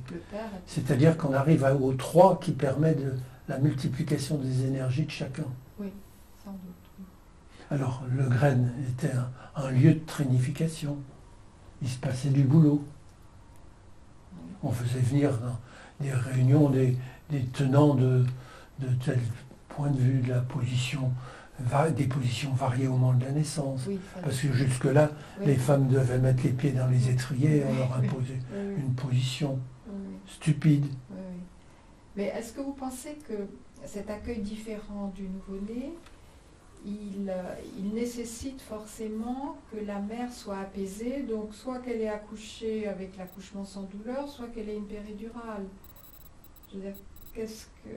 Ça suppose une mère calme, apaisée, détendue, tranquille, confiante, qui sache où elle va, ce qu'elle peut faire, et qui compte sur son homme.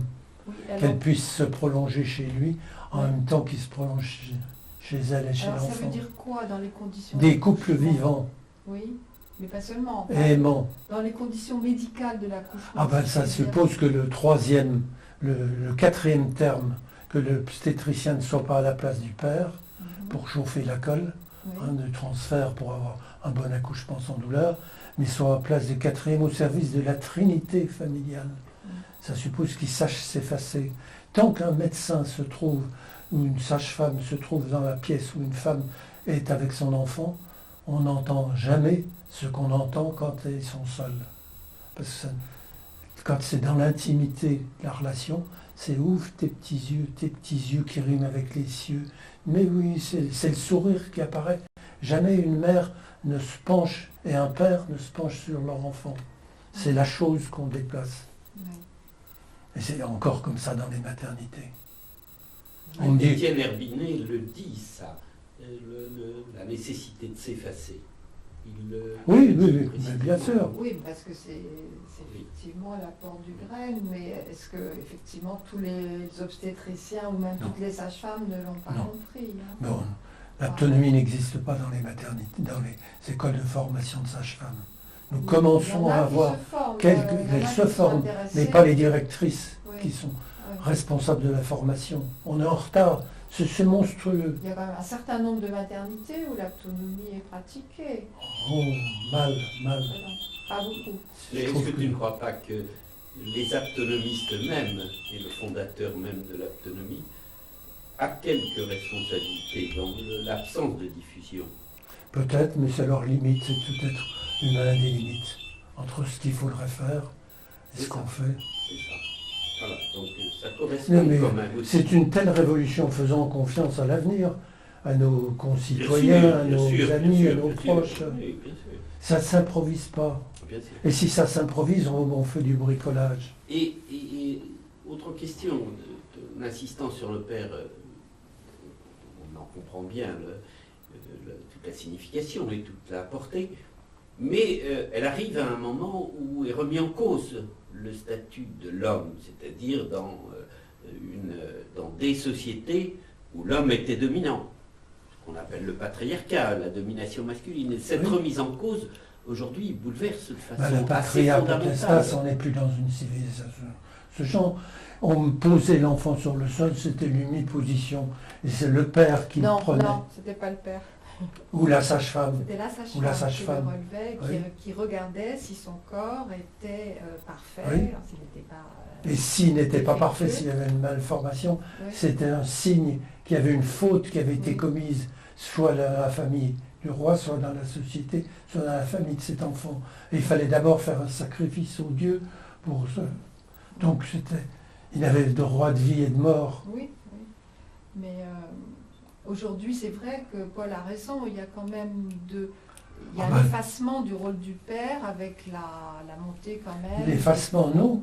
Des femmes qui ne s'effacent pas plus du père pour élever leur de ce père, oui.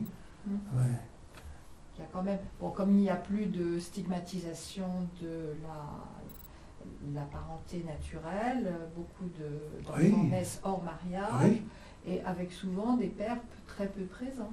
Et puis on fait tout pour qu'ils foutent le camp. Oui, y compris les mères. Oui, y compris dans les lieux d'accueil, mère-enfant, que nous organisons. Alors que j'ai une amie spécialiste des problèmes d'autonomie qui a créé un lieu qui s'appelle Air de famille, dans lequel, dès qu'une femme est enceinte, elle est invitée à venir vivre et sentir, elle et son compagnon, et on fait de l'autonomie dès qu'ils sont introduits. Ça fait des couples c'est des femmes qui sont dans la rue. Oui, mais Bernard, les psys également s'interrogent sur la place du père. Autrement dit, on voit bien qu'il y a un courant très contradictoire actuellement. Mais tant mieux si c'est un père qui domine et qui dit qui est-ce qui est le patron et qui tape sur la table comme un gorille. Oh, c'est pas un père, c'est une bête furieuse. Oui, mais pas seulement. Un père, c'est pas ça. Oui, un père se réjouit de voir la relation de l'enfant avec sa femme, avec les amis de sa femme, avec les hommes, il se réjouit de cette sécurité dans laquelle se trouve l'enfant. Et il fait tout pour la croissance sécurisante et apaisée de son enfant. J'entends bien ton discours, y compris tout ce qu'il a de généreux, Mais les couples eux-mêmes s'expriment pour faire part de leur souffrance. Alors, si on t'entend, tu serais pour une espèce de réconciliation autour de ce bébé. Mais ce qui ne paraît pas aussi simple que ça. On voit bien non, qu'y compris ça. la grossesse, C'est elle pas ça. bouleverse. Mais Elle bien sûr. bouleverse le couple lui-même. Je sors pendant les vacances, j'ai vu une jeune femme que j'avais eue comme pendant les vacances qui était venue s'occuper de nos enfants. Donc je connais bien. Hein. Et elle a une amie, et pas un ami dans sa vie. Bon. Et elle voulait avoir ensemble un enfant. Donc elle a été en Belgique, insémination. Et puis, bon, il n'y a pas, c'est un géniteur. Et puis le père, il y a des hommes autour d'elle. Et puis elle avait son père. Mais aux dernières vacances, son père est mort rapidement de métastase osseuse d'un cancer du poumon qui avait démarré en flèche, malgré la chimiothérapie. Donc je me suis dit, voilà un homme qui a un grand-père qui ne va pas jouer le rôle de l'homme de la famille. Oui, pour toi, autrement dit... Tout va se jouer pour cet enfant, c'est un garçon, dans une identification. Il n'y a pas une identité masculine, ce qui importe, c'est l'identification masculine. Hein? On est identifié à. Et ça, c'est quelque chose d'essentiel. Le féministe dénonce l'identité, mais les identifications jouent un rôle très important, et nous avons à tenir compte. C'est pour ça qu'on ne veut pas, quand une petite fille est née dans une famille où il y a déjà 10 garçons, lui dire que ses frères sont ses aînés. Je dis toujours, tu es l'aîné de toutes les filles qui pourraient naître dans la famille ou qui auraient pu naître. Ne t'identifie pas, ne grimpe pas sur l'échelle de l'un en faisant tout comme les garçons, mais grimpe sur l'échelle de l'un en faisant tout comme les filles que tu aimes et que tu apprécies. Autrement dit, pour toi, la trinification passe par un troisième qui peut, y compris, être du même sexe que la maman. C'est-à-dire oui, on voit, couple de femmes dont tu as parlé. On voit les petites filles qui s'identifient à leur père et les petits garçons qui s'identifient à leur mère. Et quand on a sur le divan des obstétriciens ou par exemple, on s'aperçoit les rêves au bout d'un certain temps tournent autour d'avoir un bébé dans le ventre, être comme une maman dans la petite enfance. Mais on le voit à la Maison Verte, quand un enfant est constipé et que le père me téléphone en me disant je veux vous voir parce que la constipation dure depuis des mois et on parle d'un glycomégacolon, on veut faire une intervention, je veux vous voir absolument, j'ai pas le temps, venez à la Maison Verte, c'est pas une consultation mais je vous recevrai. Est-ce que je peux venir avec ma femme qui est enceinte? Je dis bien sûr, mais ma petite oreille tout de suite dit elle est enceinte, il est constipé. Identification. Alors j'arrive, et puis qu'est-ce qui va se passer? On va me dire qu'il y a une première grossesse, puis une fausse couche. Je le sais parce que en me parlant de la fausse couche, son nez devient rouge et le blanc est tout blanc autour des lèvres. Donc c'est une femme qui a besoin de pleurer. Donc elle se met à pleurer. Puis elle peut dire, alors le téléphone, elle me raconte ça, le téléphone retentit. On me dit, Bernard, c'est pour toi, je vais répondre. Et je dis à Annie qui me passe le fil, c'est une maman qui est enceinte et son enfant est constipé. Alors elle me sourit, d'un air de dire, oui, j'ai compris. Puis elle vient, puis elle bavarde, puis elle apprend qu'il y a une deuxième début de grossesse, et de nouveau une fausse couche. Et elle pleure. Et le père dit, et il était tellement triste qu'il a dit à sa maman, pleure pas maman, je les ferai les bébés. Voilà.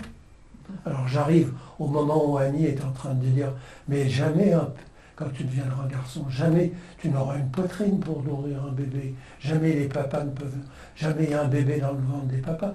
Donc elle le marque au fer rouge de la castration symbolique d'Oltoyen.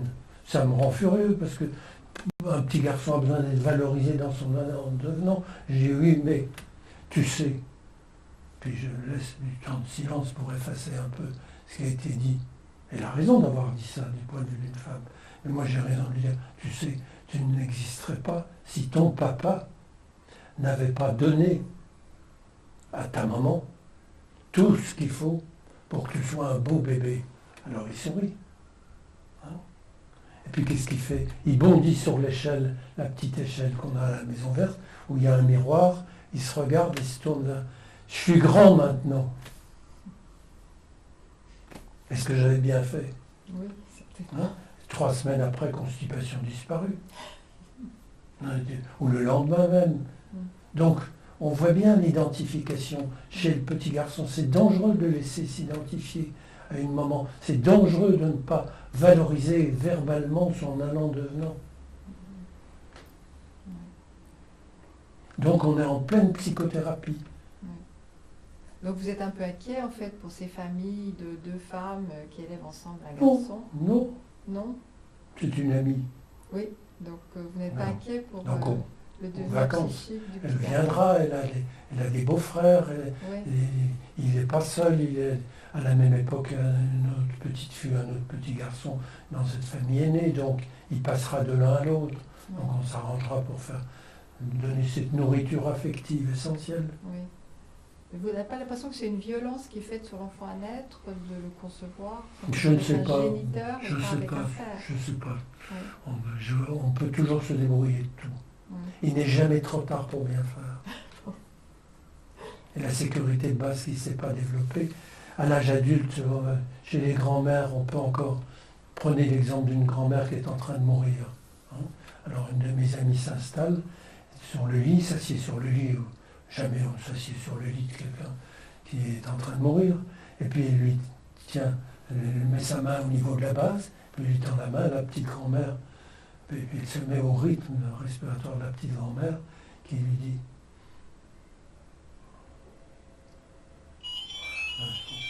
attends. Alors la petite grand-mère lui dit mais c'est ça, mais c'est ça. Elle répétait mais c'est ça quoi. Mais c'est ça que j'ai attendu toute ma vie.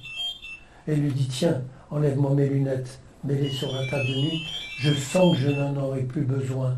Et puis elle remet les mains, mais c'est ça, mais c'est ça. Puis 3 minutes après, elle était morte. Elle avait attendu le contact affectif apaisant pour pouvoir mourir. Ce que nous attendons tous. Oui, c'est vrai. Et tu m'excuseras, vous vous êtes expliqué sur la sécurité de base, sur ce concept parce que tu en parles simplement comme si ça allait de soi, alors que ça ne va pas de soi du tout. Je veux dire, Non. ça a Il nous besoin fait d'être la dit. démonstration avec le bébé. D'accord. Oui, non, mais pas de Ce problème. qui est à démontrer, c'est que quelqu'un à qui on demande de s'allonger et de se déshabiller partiellement. Il suffit de prendre un crayon qu'on passe sur le ventre, puis un réflexe cutané abdominal. Tu le considères comme normal, le réflexe cutané abdominal, parce qu'on t'a toujours appris. Et moi, j'ai toujours trouvé normal. De même que quand on chatouille, on se trémousse.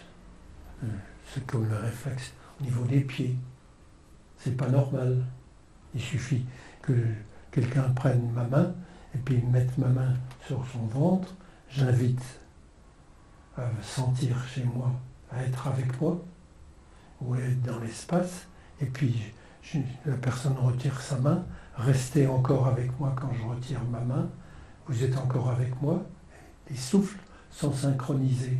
C'est ça qu'on obtient. Je prends mon crayon, le ventre n'est plus vulnérable. Il est en sécurité. Sa sécurité de base a été respectée. Oui. Est-ce que tu veux dire par là que finalement toute notre expérience du corps est liée à une conception du rejet en définitive du corps, d'une espèce d'hostilité. Un accueil du corps chose, du corps objet. Et pas un accord du corps affectif, oui. du corps de la sécurité de rencontre. Ça se fait pas, je ne me prends pas sur mes genoux. Si je m'approche comme ça, elle me tend la main, alors je vais lui baiser la main, mais je ne vais pas l'embrasser, c'est quelqu'un qu'on ne connaît pas. On est codé dans notre civilisation, comme les hirondelles qui se rassemblent à une distance sociale qui doit être respectée. Et tu penses, pour aller un petit peu jusqu'au bout de cette réflexion par rapport justement au rapport au corps, que la pensée médicale a été très marquée par l'objectivation, autrement dit par un... La science a marqué les corps et les marque encore de façon évidente. Oui, non, mais ça c'est important, je crois, à dire. Un médecin a à un souci exprimer. de remplir une fiche, quand il examine, d'étudier un certain nombre de réflexes, de faire un certain nombre d'examens, mais il n'a pas d'abord le souci d'établir avec la personne, enfant, adulte, une relation affective. Oui, c'est-à-dire que tu penses que finalement toute la conception de l'acte médical passe par cette espèce On ne devrait pas faire des d'interposition, études de médecine, d'interposition. des études de médecine ou de sage-femme si on est resté dans sa vulnérabilité. On devrait d'abord s'occuper de sa propre vulnérabilité pour pouvoir ensuite... Notre instrument de travail, c'est notre propre sécurité dans l'existence. Oui, là, c'est encore un peu autre chose. C'est-à-dire, pour moi, la réflexion, ça me paraît essentiel, ça, dans la pensée médicale et la pratique médicale, et toute notre pratique. Oui, toi tu dis on doit d'abord assurer nous-mêmes notre propre, Oui, je trouve. on va dire, assurance, Oui. confiance en nous, l'estime de soi, ce qu'on appelle l'estime de soi. C'est pour ça que le graine a été important. Voilà. Parce que dans ce graine, petit à petit, les idées que les uns avaient les autres sur une évolution possible sont mûries, s'est encouragé mutuellement. Seul, je serais misérable, radotant, répétant toujours les mêmes choses inutiles. Oui. Tandis que là, on a embrayé Mm. grâce au fait qu'on était ensemble. Oui. Le Ma témoignage réflexion, si tu le sais, que ça a embrayé, c'est le plaisir de voir les historiens venir c'est Ah oui, ça a été authentifier quelque chose, oui. une évolution. Oui, oui, oui, oui. C'est pas un miracle, Non, non, c'est pas lourd. non, non, la on tenue. comprend comment- Si une relation est vécue et bien vécue, la personne ne restera pas dans sa sécurité quelques secondes. Elle va rester en sécurité. Le soir encore, il y aura une relation. Il faut que ce soit partout et toujours, cette présence, sécurité. Bien sûr, mais ce que je veux dire, c'est que toutes les grands-mères du monde, dans toutes les civilisations, dans toutes les sociétés, je dis grand-mère, on peut peut-être dire grand-père, mais et autres, en définitive, les humains, nous n'existons, nous autres tous ici, que parce que ces relations, y compris de qualité, ont existé. Bah oui. Sans ça, nous n'existerions pas. Mais Ce que bien je sûr. veux dire, c'est qu'il a bien fallu des mécanismes, justement, qui s'opposent à la qualité de cette relation. Ce que tu appelles la sécurité de base. Autrement dit, ce qui donne confiance, quoi, hein, Oui. ce qui assure Et plaisir. d'une reconnaissance Parce que de le corps l'autre. est essentiellement un corps de jouissance. Oui, la Mais pensée médicale. jouir, il n'en est pas question. Oui. C'est très mal de jouir. Après 68, c'était quand même un slogan. Ah bah hein. ça, Oui, oui, ça oui. s'est modifié. Oui, oui. Mais reprenez la pensée de Lacan, par exemple. Pour lui, c'est un du miroir au début, donc l'imaginaire. Hein. Puis ensuite, il a martelé à longueur de séminaires et d'années l'importance du symbolique, c'est-à-dire du signifiant. Le signifiant représente un sujet pour d'autres signifiants. Il a trinifié ces signifiants. Puis le sujet, il était esbarré. Hein. Et ce n'est qu'à la fin de sa vie, quand il a eu un cancer digestif, qu'il s'est mis à parler du réel. Parce qu'il y a l'imaginaire, le symbolique et le réel. Et les derniers séminaires de Lacan, les nœuds romains, tournent autour de jamais l'un sans l'autre. Il n'y a pas de symbolique sans réel, Bien sûr. sans imaginaire chez l'être humain. Alors c'est toute cette évolution qu'il faut penser en même temps que cette évolution. Parce que je bouge. Oui, c'est ça. Il y a que Parce les imbéciles vous nous qui ne dites changent pas d'idée. aujourd'hui, vous ne l'auriez pas dit peut-être en Ah, 1969, hein, par exemple. Vous avez Non, quand même non. beaucoup évolué, Oui. mais c'est normal, c'est le parcours d'une vie. Je suis devenu tolérant. Puis vous avez fait des rencontres Oui, décisives. oui, qui m'ont enrichi. Oui, absolument. Donc, et c'est ça, c'est ce parcours que je voudrais comprendre de manière historique, en fait. Oui. Hein. En liaison avec tous les changements de la société, le féminisme, le mouvement hippie aussi, l'écologie Oui. politique. Bon, tout ça, c'est un espèce de continuum qui est une toile de fond de cette nouvelle approche du nouveau-né. Cette évolution du monde Oui, et des enfants à venir. oui. Le fait que bon, il y a aussi la contraception qui permet que les enfants soient plus rares, mais aussi plus chers. En Ça, fait. ça a été essentiel. Oui, oui, oui. Donc, finalement, il y a moins d'occasions pour les couples d'avoir des enfants. Donc chaque occasion d'avoir un enfant est plus valorisée Donc ça explique aussi pourquoi les parents ont été partie prenante aussi de ce mouvement d'attention extrême au nouveau-né. Mais j'ai regretté de ne pas, quand on a fait la Maison Verte avec Françoise Dolto, j'ai regretté que Françoise Dolto me dise emmène Katouche à Dorenag chez France, elle en fera sa vie, et qu'elle ne vienne pas avec moi. Ouais. Pourquoi? Parce que Françoise était au sommet de son efficacité active. Il suffisait qu'elle parle à la télévision, puis le lendemain on avait 150 mères de famille, c'était ingérable dans la Maison Verte. Alors on suppliait Françoise Deuster de ne pas creuser notre tombe, parce que dès qu'elle parlait, on ne pouvait plus gérer les lieux d'accueil. Mais vous dites qu'elle a refusé l'autonomie. Elle a refusé l'autonomie. Ouais. Donc tous les analystes autour d'elle se seraient passionnés et intéressés. Parce que maintenant, c'est... Sa fille quand même... Oui, c'est pas elle. Oui, mais enfin, le elle. nom de Dolto est quand même oui. associé à l'autonomie aujourd'hui. Donc Ça bouge. c'est pas perdu complètement. Non. On aurait gagné du temps. Oui, on aurait gagné du temps. Mais... Ceci dit, quand même, mais ça, on n'aura pas ce débat-là sans doute, parce qu'il est tard, il va falloir qu'on s'arrête. Il est passé hier ou avant-hier à la télé, un film dont tu as entendu parler, que tu as peut-être vu, L'étranger. L'étranger en moi. En moi. C'est un film qui est passé sur Arte, qui est un film allemand, d'une femme qui a une dépression sévère du post-partum. Grave.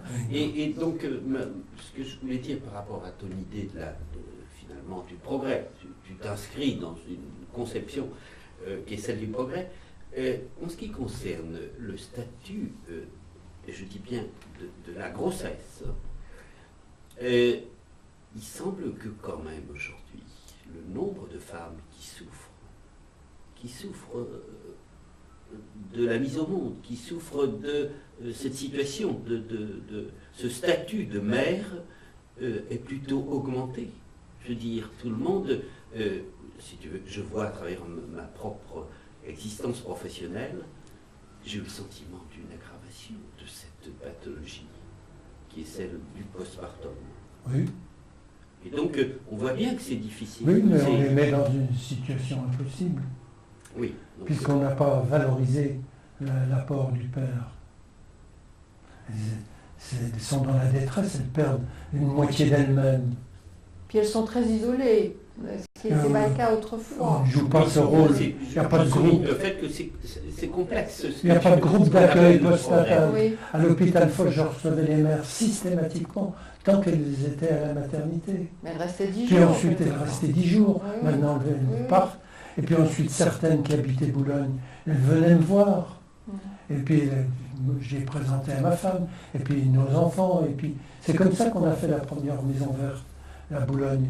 C'est-à-dire qu'il y avait une dizaine d'enfants qui se retrouvaient toujours, et de parents autour. Et ils venaient dans mon bureau frapper à la porte, qu'ils avaient quelque chose à me dire. J'ai vu le diable. Ah, un enfant de 4 ans. Le diable, comment il était tout rouge. Où est-ce que tu l'as vu? Au cabinet. C'est pas le diable. Tu as vu le gland qui sortait du prépuce. Alors je mettais des mots adaptés à un enfant. Puis il sortait. Merci docteur, merci docteur. J'avais l'impression que j'avais fait une consultation. Oui, tu ne le faisais pas payer, non? Bien sûr que non. Une petite fille venait, me laissait un caca sur le tapis bleu. À l'époque, je disais le beau petit caca. On va le mettre sur une feuille de papier. Et puis, qu'est-ce qu'on va en faire? Poisonner. Qu'est-ce qu'on va poisonner? Le loup. Puis elle me montrait le fauteuil dans lequel était sa mère, qui n'était pas là, mais elle l'imaginait. Donc, alors, qu'est-ce qu'on va faire du caca? On va l'emmener dans les tuyaux, on des cabinets, tire la chasse d'eau, tu vois le caca dans les grands tuyaux qu'on appelle les égouts. Il va aller dans un champ d'épandage. Puis la mère revenait chercher sa fille. Elle me demandait ce qui s'était passé. Je dis, j'ai l'impression qu'elle est constipée. Oui, ça m'embête bien parce qu'on part à la campagne 15 jours et puis on ne pourra pas vous en parler. Mais acheter un pot de fleurs, il y avait un fleuriste en bas. Achetez un pot de fleurs, des roses en pot, vous les enterrez dans le jardin, et le premier caca, vous le mettez au pied du rosier. Ce qui a été fait, ça a servi d'engrais, le rosier a fleuri. Le lendemain, constipation disparaissait. Quand elle est revenue au bout de 15 jours, il n'en était plus question. C'est ça qui m'a ouvert les yeux sur la nécessité. J'en parlais à Françoise en disant, mais elle me disait, mais il faudrait des lieux comme ça de vie dans tous les quartiers de Paris, tous les arrondissements, toutes les villes. Je dis, oui, c'est notre travail. Oui. Oui, ce que tu veux souligner aussi, c'est l'isolement aujourd'hui Les parents sont isolés, Oui. séparés. Oui. Et pas, on ne fait pas des lieux où ils se retrouvent après, alors qu'on devrait. Bon, il y a quelques groupes de parole quand même. Au Quelques Bluet, groupes par de exemple, parole, je sais qu'il y a oui, des groupes oui. de pères même, tout Oui, seuls. Des groupes de pères, Oui, mais ça pas existe. postnatal après. Oui, Quand ça se prolonge, ça ne joue plus le rôle que ça devrait jouer. oui. Alors on aurait pu penser école des parents, mais école des parents c'est scolaire, puis c'est un très mauvais terme, on n'apprend pas aux parents à s'occuper de l'enfant, puis c'est avec leur propre cœur. Oui, alors ça, C'est pas avec les principes. historiquement, ça vient de l'époque Pinard. Hein. Oui, Ça- oui, c'est la suite. La consultation de nourrissons comme école des parents Oui. pour leur apprendre les bonnes Allonger manières les- d'élever leurs Comme enfants si les péricultrices dans savaient mieux que les l'hygiène. mères. dans l'hygiène aussi. Oui, oui, mais c'est... Ils ont fait baisser la mortalité infantile quand même. Je pense que, bon, il ne faut pas oublier quand même, on vient d'un monde où... Mais c'est la streptomycine qui a fait baisser. Oui, mais aussi quand même la stérilisation des biberons, lavage des mains, enfin tout ça, c'était quand même... Mais c'est le C'était lavage pas des mains, habituel. c'est un fou Qui a fait transformer. Lisez la thèse de je ne sais plus quel... Comment il Tu s'appelle veux dire Semmelweis. Semmelweis. Oui. Oui, mais ça, Mais il la est thèse devenu fou, doctorale, Semmelweis.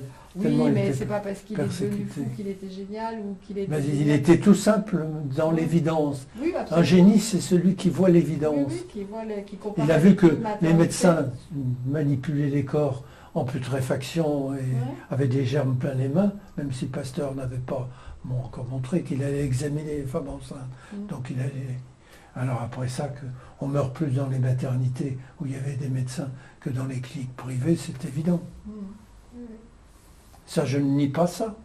Tous les progrès, grâce au ciel, mais nous sommes une civilisation, nous pouvons bénéficier des avantages de la science. Oui. Mais nous ne devons plus en être les victimes. Les esclaves, oui. Non, non, Même la même chose pour le fric. oui. Nous savons Mais bien. il faut comprendre d'où on vient, je pense, pour essayer de reconstituer la logique de cet hygiénisme. Mais il faut changer. Oui. Il ne faut pas rester souci à la loi du marché. Et cet accueil de nouveau-nés qui était musclé, disons, encore jusque dans les années 70, bon, effectivement, on le tripotait dans tous les sens, on l'intubait, bon, etc. Là aussi, il avait pour but de détecter un certain nombre de maladies. Oui, mais au nom d'une maladie, une ville comme Grenoble, où il y a un cas d'atrésie lymphagienne, par exemple, tous les enfants traumatisés, Ouais. moi j'ai avalé un tuyau.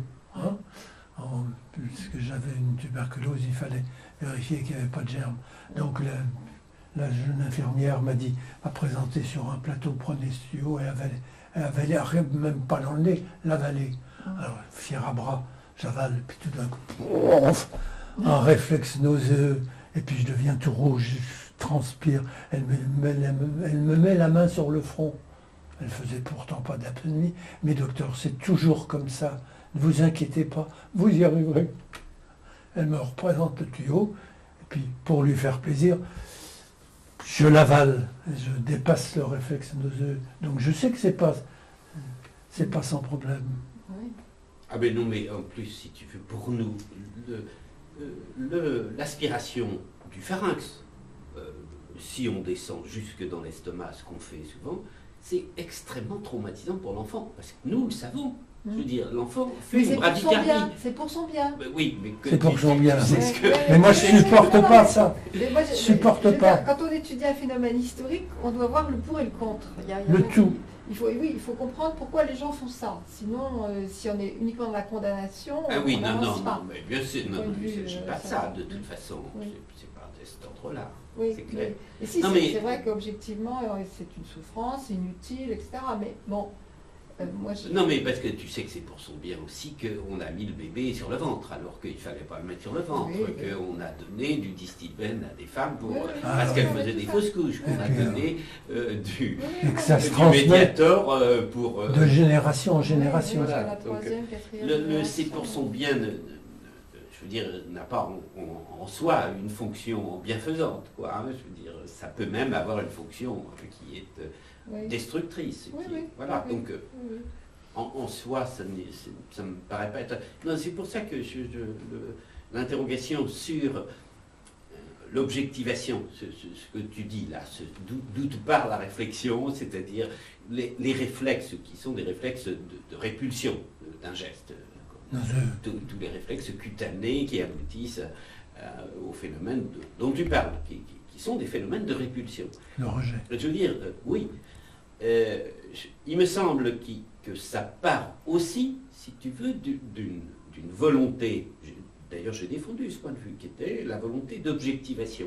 Autrement dit, de faire disparaître tout ce que le subjectif peut avoir de gênant dans la démarche médicale. Voilà l'exemple parfait du discours médical. Voilà. Le subjectif gênant. Voilà. Alors que le subjectif, c'est l'humain, c'est l'essentiel. Bien sûr, mais je suis d'accord. Alors s'il faut éliminer le subjectif, autant dire que la science tue le sujet. Voilà.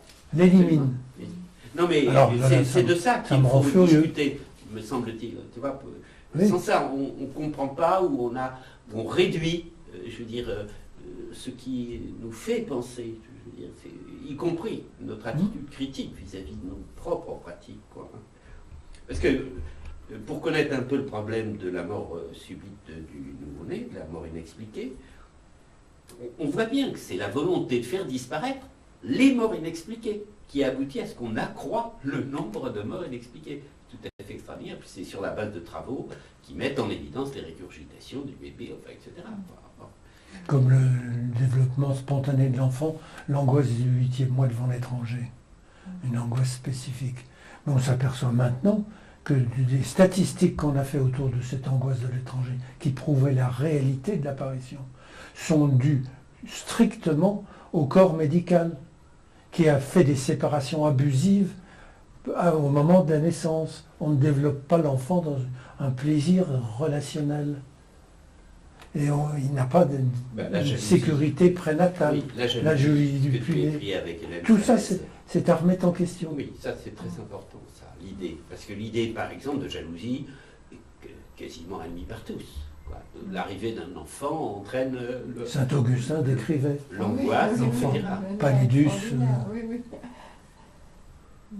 Ah oui, je voulais savoir, est-ce que dans les influences possibles, on a parlé de Reich, est-ce que Libres enfants de Summerhill, de Nice, ça a été important pour vous? J'ai lu. Ça n'a pas eu vraiment... Pas essentiel. Non. Mais enfin, ça essentiel, participe de ce j'étais climat, motorisé par l'accouchement.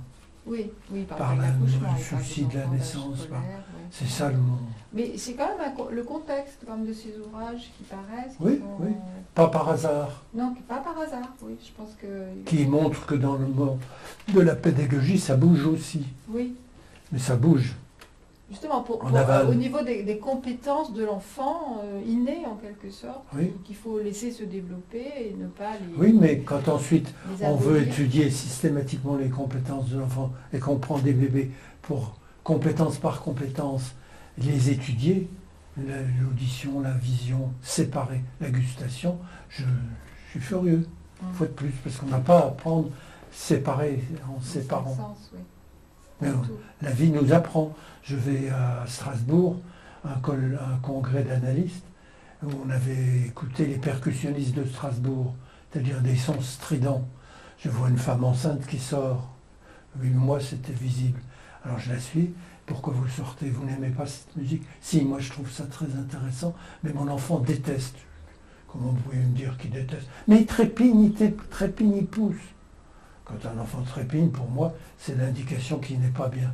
Donc, j'accepte ça. Puis je vois une deuxième femme enceinte, une troisième, une quatrième. Tout le monde sort. Toutes les femmes enceintes sortent quand elles sont enceintes. Donc il faut être un foutu con pour ne pas en tirer des conclusions sur l'audition des sons aigus qui déplaient aux enfants. Oui. Ceci dit, quand même, une question là, très personnelle, tu y as peut-être répondu, et douloureuse évidemment. Vous avez perdu votre premier bébé. Est-ce que, pour toi, quand même, ça joue un rôle très fort dans l'attention à l'enfant? Je me suis promis du même, tous les lieux d'accueil, tu vois, faire une option. Oui, c'est un temps Oui. qui est Et fondateur. je suis resté à l'hôpital Foch, c'est parce que j'ai été accueilli, et ma femme aussi, malgré toute la scientificité, tout ce que je dénonce, ils ont été humains. Ah oui, ce que j'allais vous demander, parce que Oui. souvent, une sorte de gêne Oui, sur la oui, mort oui. périnatale. Ils sont humains, mais mes amis analystes cessaient de l'être. Ils ne nous recevaient plus. Ouais. On était comme des parias. Et Françoise Dolto nous a invités. Et j'en suis reconnaissant rien que pour ça. Ouais. Elle n'avait pas peur. Très important, C'était bien sûr. très Bien important sûr, bien pour ma femme et bien pour sûr. moi. Ouais, bien entendu. Donc j'ai les nerfs à vif. Ouais. Mais tant mieux. Mm.